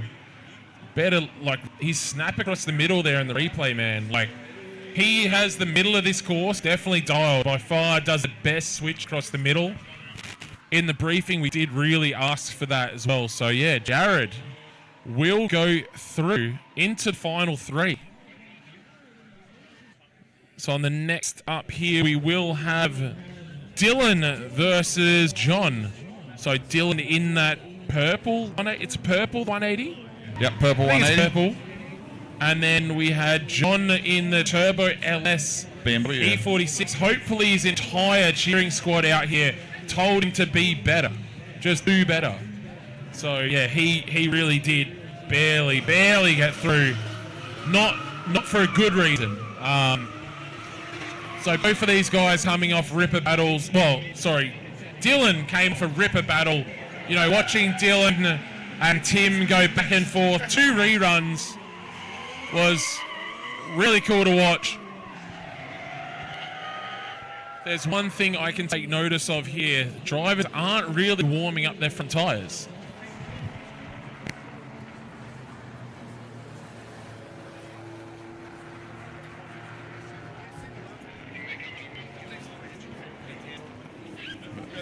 All right, here we go. Dylan and John. John Panetta will be leading. Dylan in the chase position.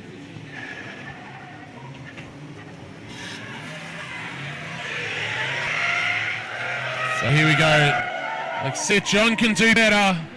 John running it decently wide, right into the outer zone. Probably as deep as we've seen.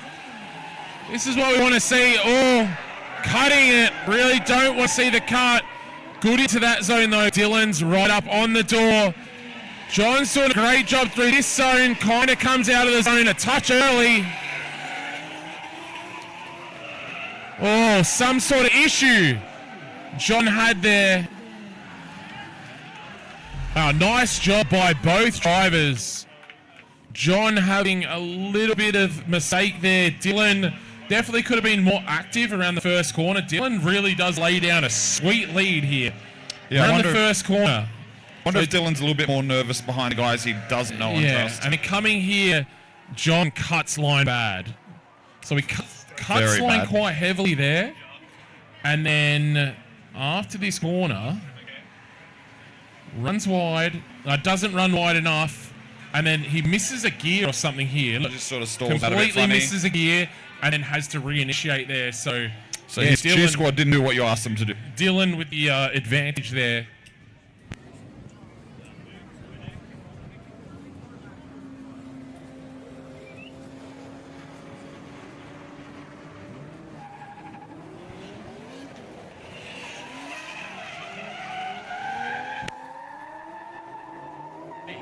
All right, here we go. Dylan running into that zone. Oh, John runs a little bit too deep. Dylan's doing a great job. How does John's... I don't even understand how John's tyre is still on the rim, if it is.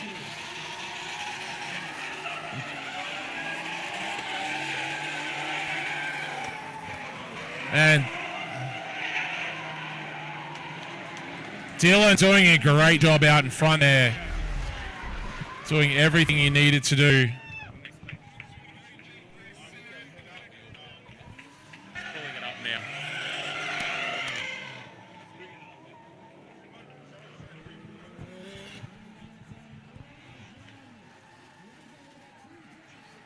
We're checking now. All right, so obviously there, Dylan with a stellar job. We do have a protest going on up here, so we just are going through the formalities. We're reviewing it. We are reviewing it now.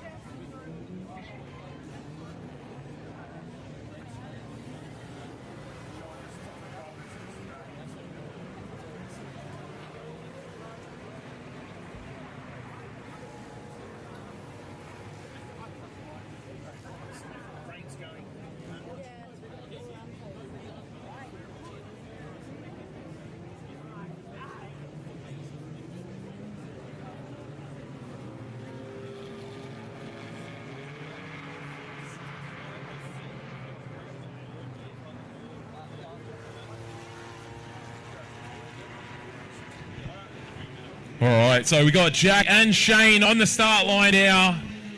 So Jack in that R31. The battle of the ADMs. Yeah, and I would say the battle of the underdogs, really. ADM R31 versus the AU. Here we go. Both Jack running nice and wide there. Good line. Could have flicked across the track sooner. Oh no!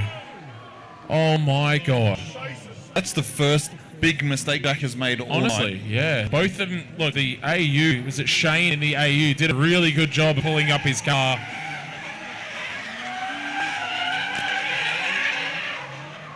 So this one, just completing the course for the crowd.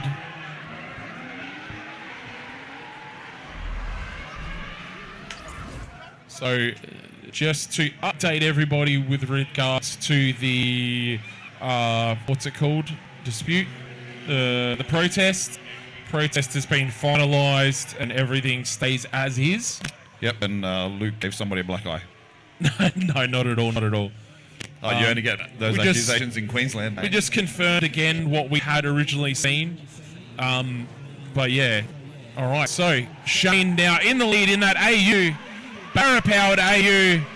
And I can only assume that the he makes contact. It doesn't affect Shane, doesn't get shaken by it though. Out there running a nice lead line, good angle. Nice angle. Contact again. Why does he hate the AU so much? So Jack, super aggressive. I swear the AU doesn't even have a scratch. Oh, Jack getting aggressive. Shane is shaken, but man, what a job. Give these guys a round of applause as they go off.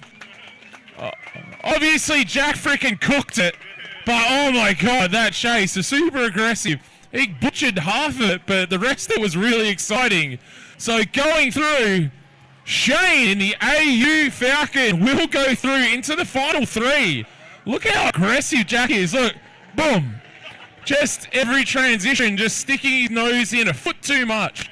But he also didn't hit the brakes when he was on the wrong side of the car. He just waited for it to leave and committed to throttle. Love it. And the best thing about it is the AU looks perfect still. Like he definitely got crashed into multiple times throughout the course. And yeah. As perfect as an AU ever looks. Mate, BAU beautiful.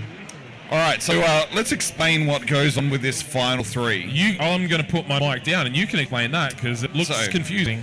So we're down to three drivers. And traditionally what would happen is we go to a knockout format. It sounds like you're trying to work it will not be a knockout. So during this final three, all drivers will verse each other, not at the same time. It will be. I mean, that would be pretty cool. That would be kind of cool. Run trains instead. What it will be? Well, now that Jack's not out there anyway, with Jack out there would be dangerous. We should run a top four and just do a wild card. Sweet. I'd love to see it, but yeah. So we will have Jared versus Dylan to begin with. Then there will be a result that the judges will hold on to. Then Dylan will verse Shane. Again, the judges will hold on to their decision. And then Shane will verse Jared. And depending on how that all goes, if a driver wins two battles, they win the entire night. Sounds confusing. Let's do it. Well, let's see if we've got some cars with tyres on them yet. Yeah. There is no fourth car. So final three. That's why it's a final three. Yeah. Look, you just judge, bud. You just judge, okay? You see two cars, you judge them. They go off, you make a decision. Mate, he's too busy on his live stream on Send Twitch. another two cars out there. We've got one judge on his own live stream. And then we've got another judge watching freaking football in between battles. So we do want to thank our sponsors here: Gearbox, Masters Racing, Drift Racing Industries, Crank Motorsport, Car Logic, Australian Drift Club, obviously putting on the F8 Drift Challenge.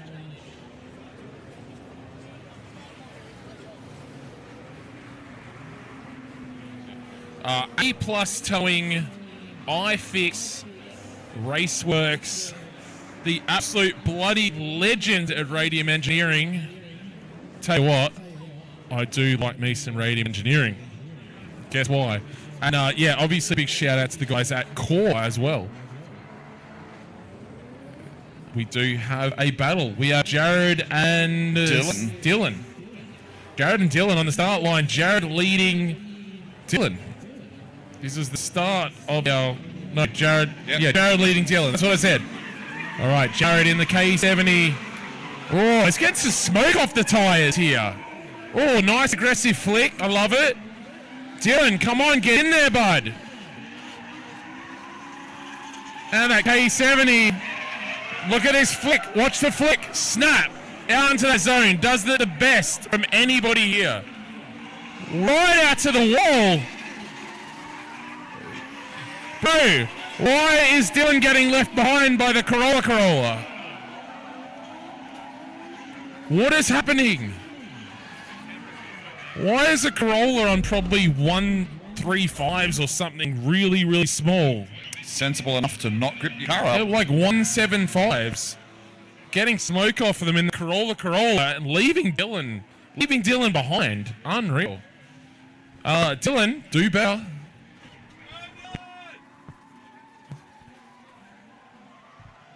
All right, so Dylan now in the lead. Man, a snap from the K70 across the middle of the course gives me fuzzy feelings inside. I love it, honest to God. That snap across the middle, I explicitly said in briefing I wanted to see a snap. He took that on board and just killed it through the center of the course. Really cool to see. It just looks so much better. All right, here we go. Dylan now in the lead. Jared in that Corolla. He's not getting left behind. Dylan, nice snapped angle again. He is running that wider line. That's better. The Corolla is right there, a little straightened. You do expect to see it for the lower power. Oh, a nice run for both of them across the middle of the course. The Corolla is just monstering Dylan. Oh, man, that K70. Wow. Wow. That was a cool battle. That was a very, very cool battle.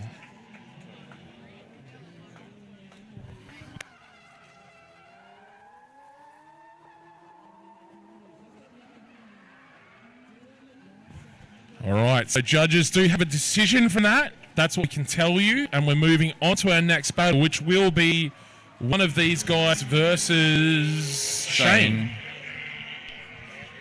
So one of these guys will line up next to Shane.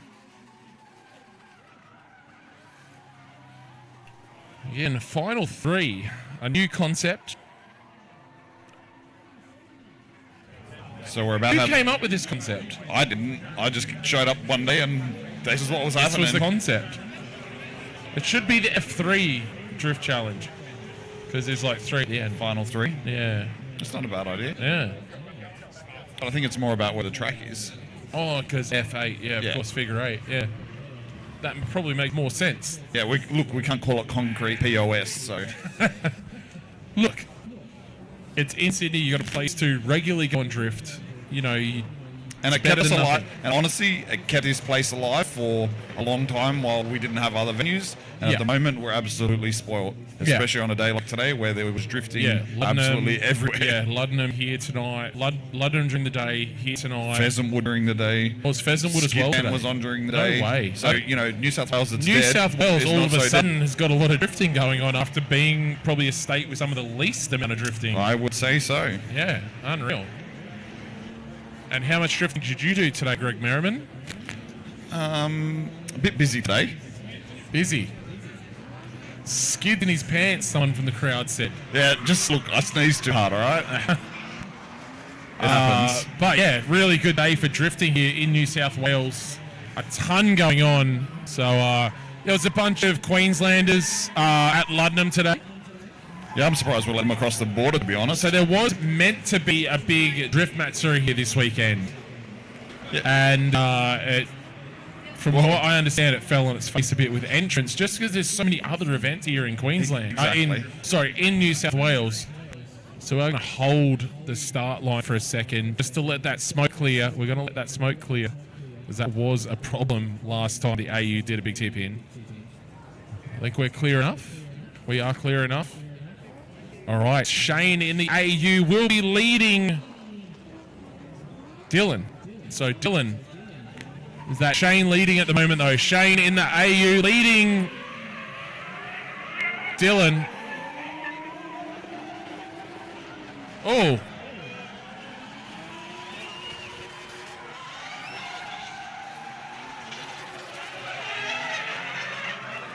Oh, it's Jared. It's Jared.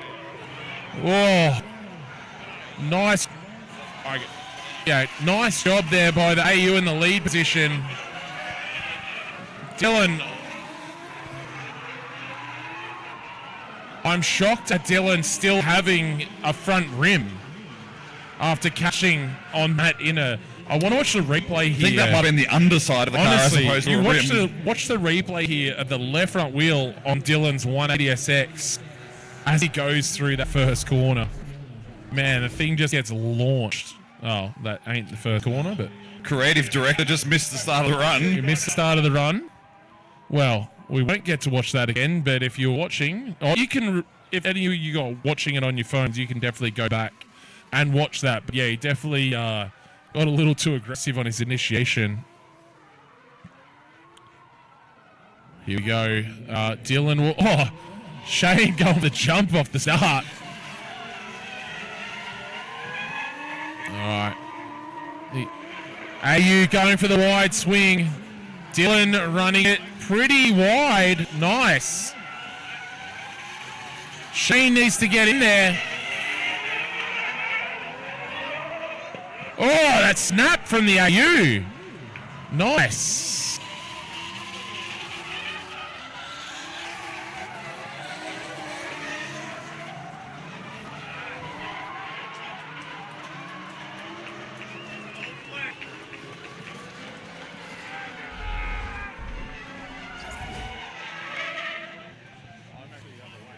For me, I'm Shane.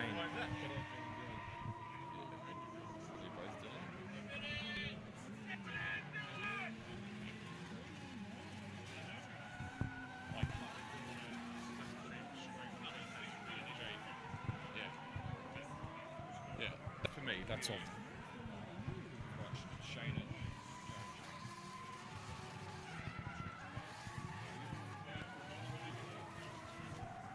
All right, so judges split decision on that one. Two judges going one way, and myself going the other. So you can work that out. So next up, we will have Jared versus Shane. So Jared in his Corolla, and Shane will be back out here in the AU. I think we'll just be checking tyres, I imagine. Yeah, well, you got to be able to do 4 laps, so Shane should be able to turn the car straight around and go back out there. Yeah, and Jared's been in the pits. So, yeah, Jared's on his way back out now.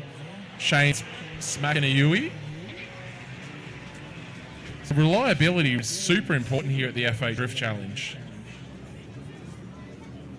Obviously, you know, a lot of back-to-back battles. If you got to rerun, you got to turn straight around and get straight back out onto track. Yeah. So Jared in that little KE70 pulling out to the start line. Looks like he's opting to chase first.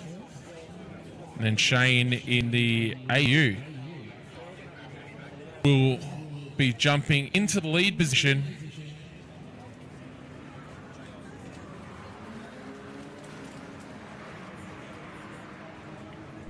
All right, here we go.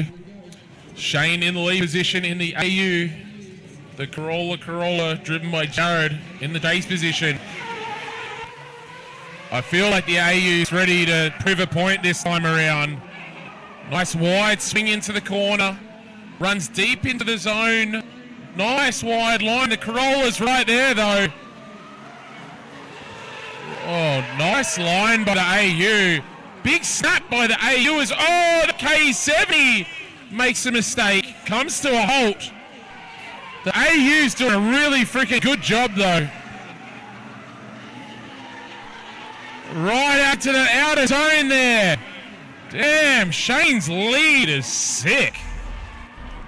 All right, how's the snap through the center of the course by AU? That's a big car to snap like that across the middle. Jared got out Jareded through the middle of the course.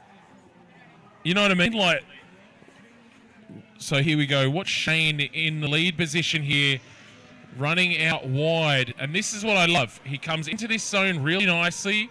Watch the AU load up and snap here. Boom. And almost caught out Jared. And that's where Jared had been so freaking strong. So really, really cool to see. All right, now Jared in the lead. Shane in the chase. Oh, getting... Here we go. Shane's getting aggressive. Oh, big wide swing again by Shane. Jared, nice line. K7 is fast. Oh, it's a big course cut there by Jared. Oh, right out to the wall.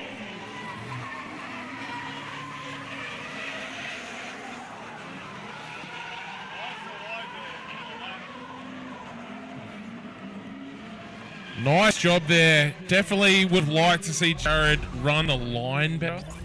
Big cut through the middle of the course. Really nice job again by Shane.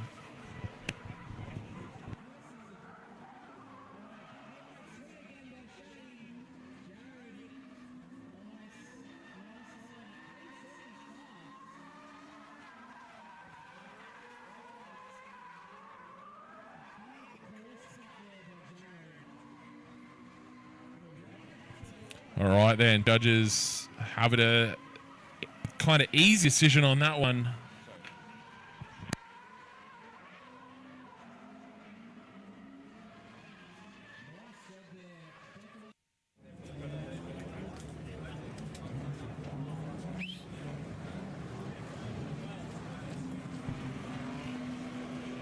So we're going through the points. So the split decision is going to come into effect here from a sense of essentially the judges, you know, have a point each from each battle, and then they're putting all those points together to see who accumulated the most, like, sort of lead points.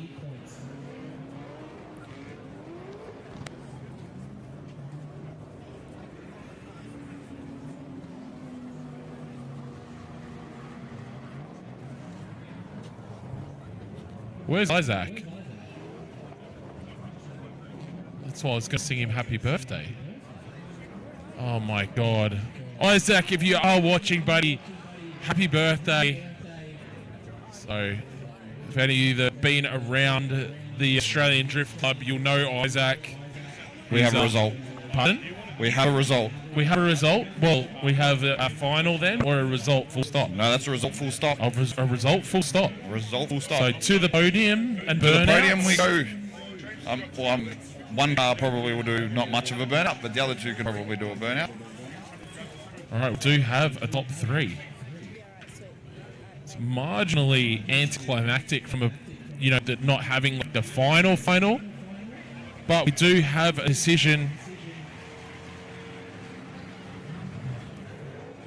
So yeah, we'll head down to the podium now. We'll get Jared, Dylan, and Shane out to the in front of the crowd. Where are we doing the podium? Right here out on the track.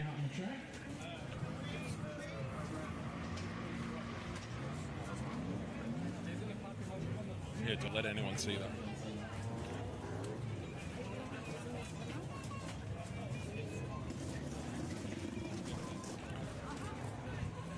All right, we're going to get these cars out and do a presentation.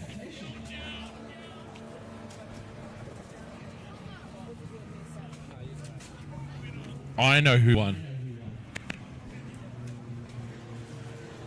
Somebody's wiener.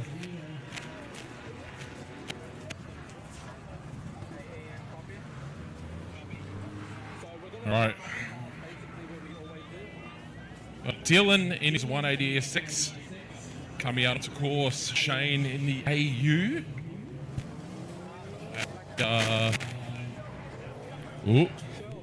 Oh, the KE's already out there. Perfect.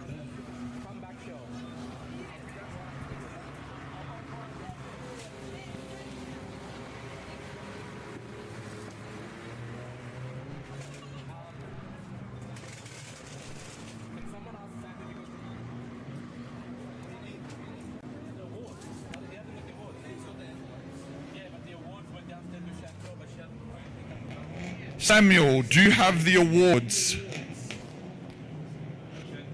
Not just the envelopes, but the trophies. Whoever has the trophies, can you please take them to Sam? Hello. Yeah, we do need trophies. Is there any champagne or anything to spray around? Nah, we're cheap. We've got to keep the halal down here, mate. All right, so we are in search of our trophies. First of all, can we get a massive round of applause for all these three drivers here? They all did a killer job here.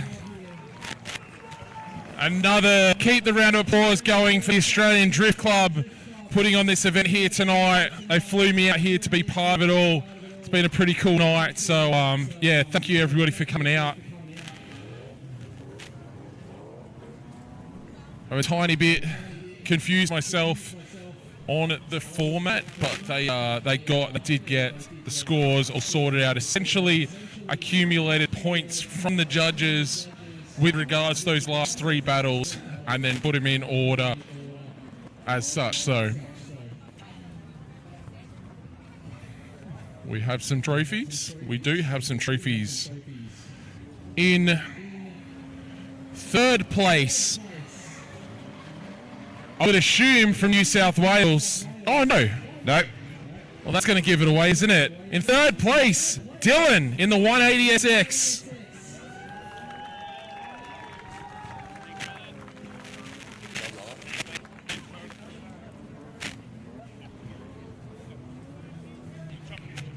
So let's make sure we That ain't clarify. gonna happen. Each driver did win a battle in those final three. All right, it give just Dylan- came down to judges' decisions. All right, give Dylan a big round of applause, guys. Did a killer job out here tonight. His battle with Tim was, one of the best ones of the night. Back and forth for those guys. Really cool to watch.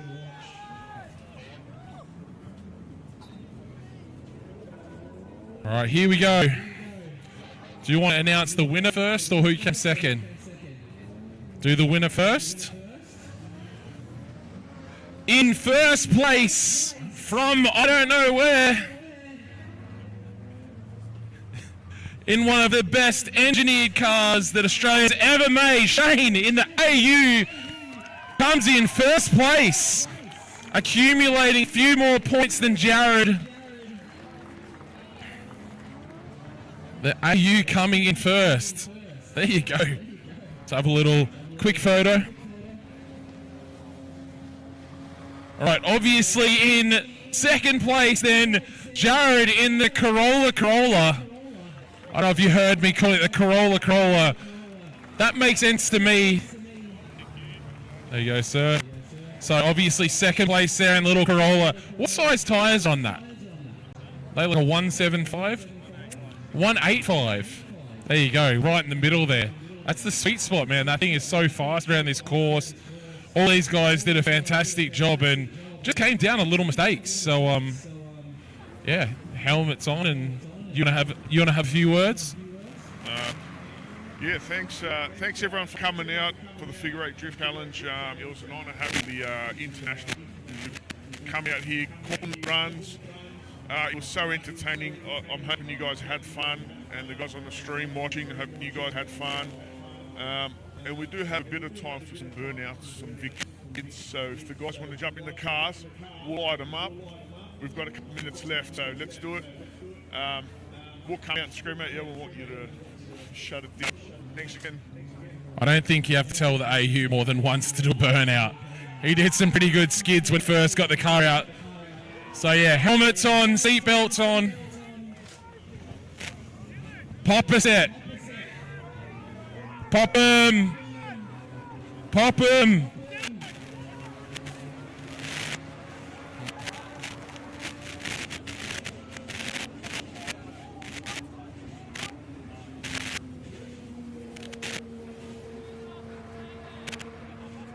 Yeah, I'd rather you weren't smooth.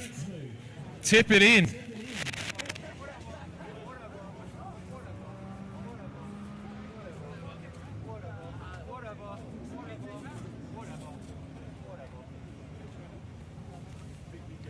I just noticed is that you sort of got like fake XR6 headlights. Yeah.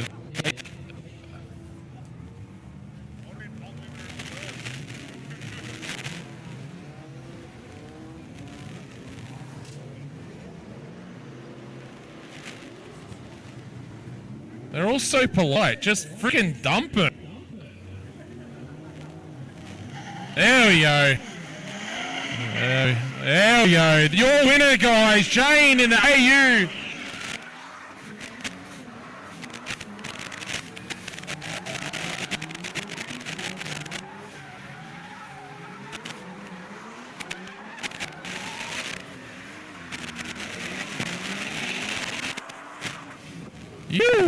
That's your Shane in the AU.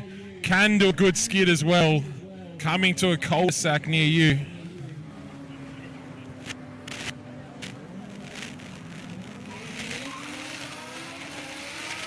Oh, tip in. Oh, there we go. Nice.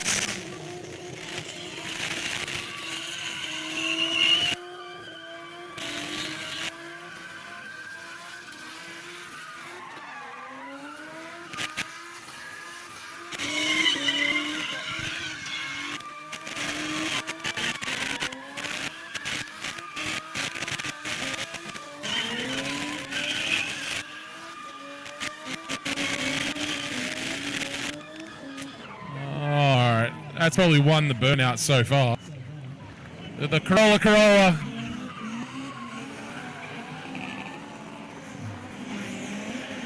There we go.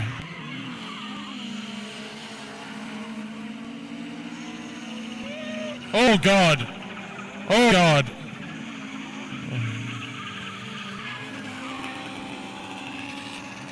Look, it's a really good drift car. Really good drift car. Not a great burnout car.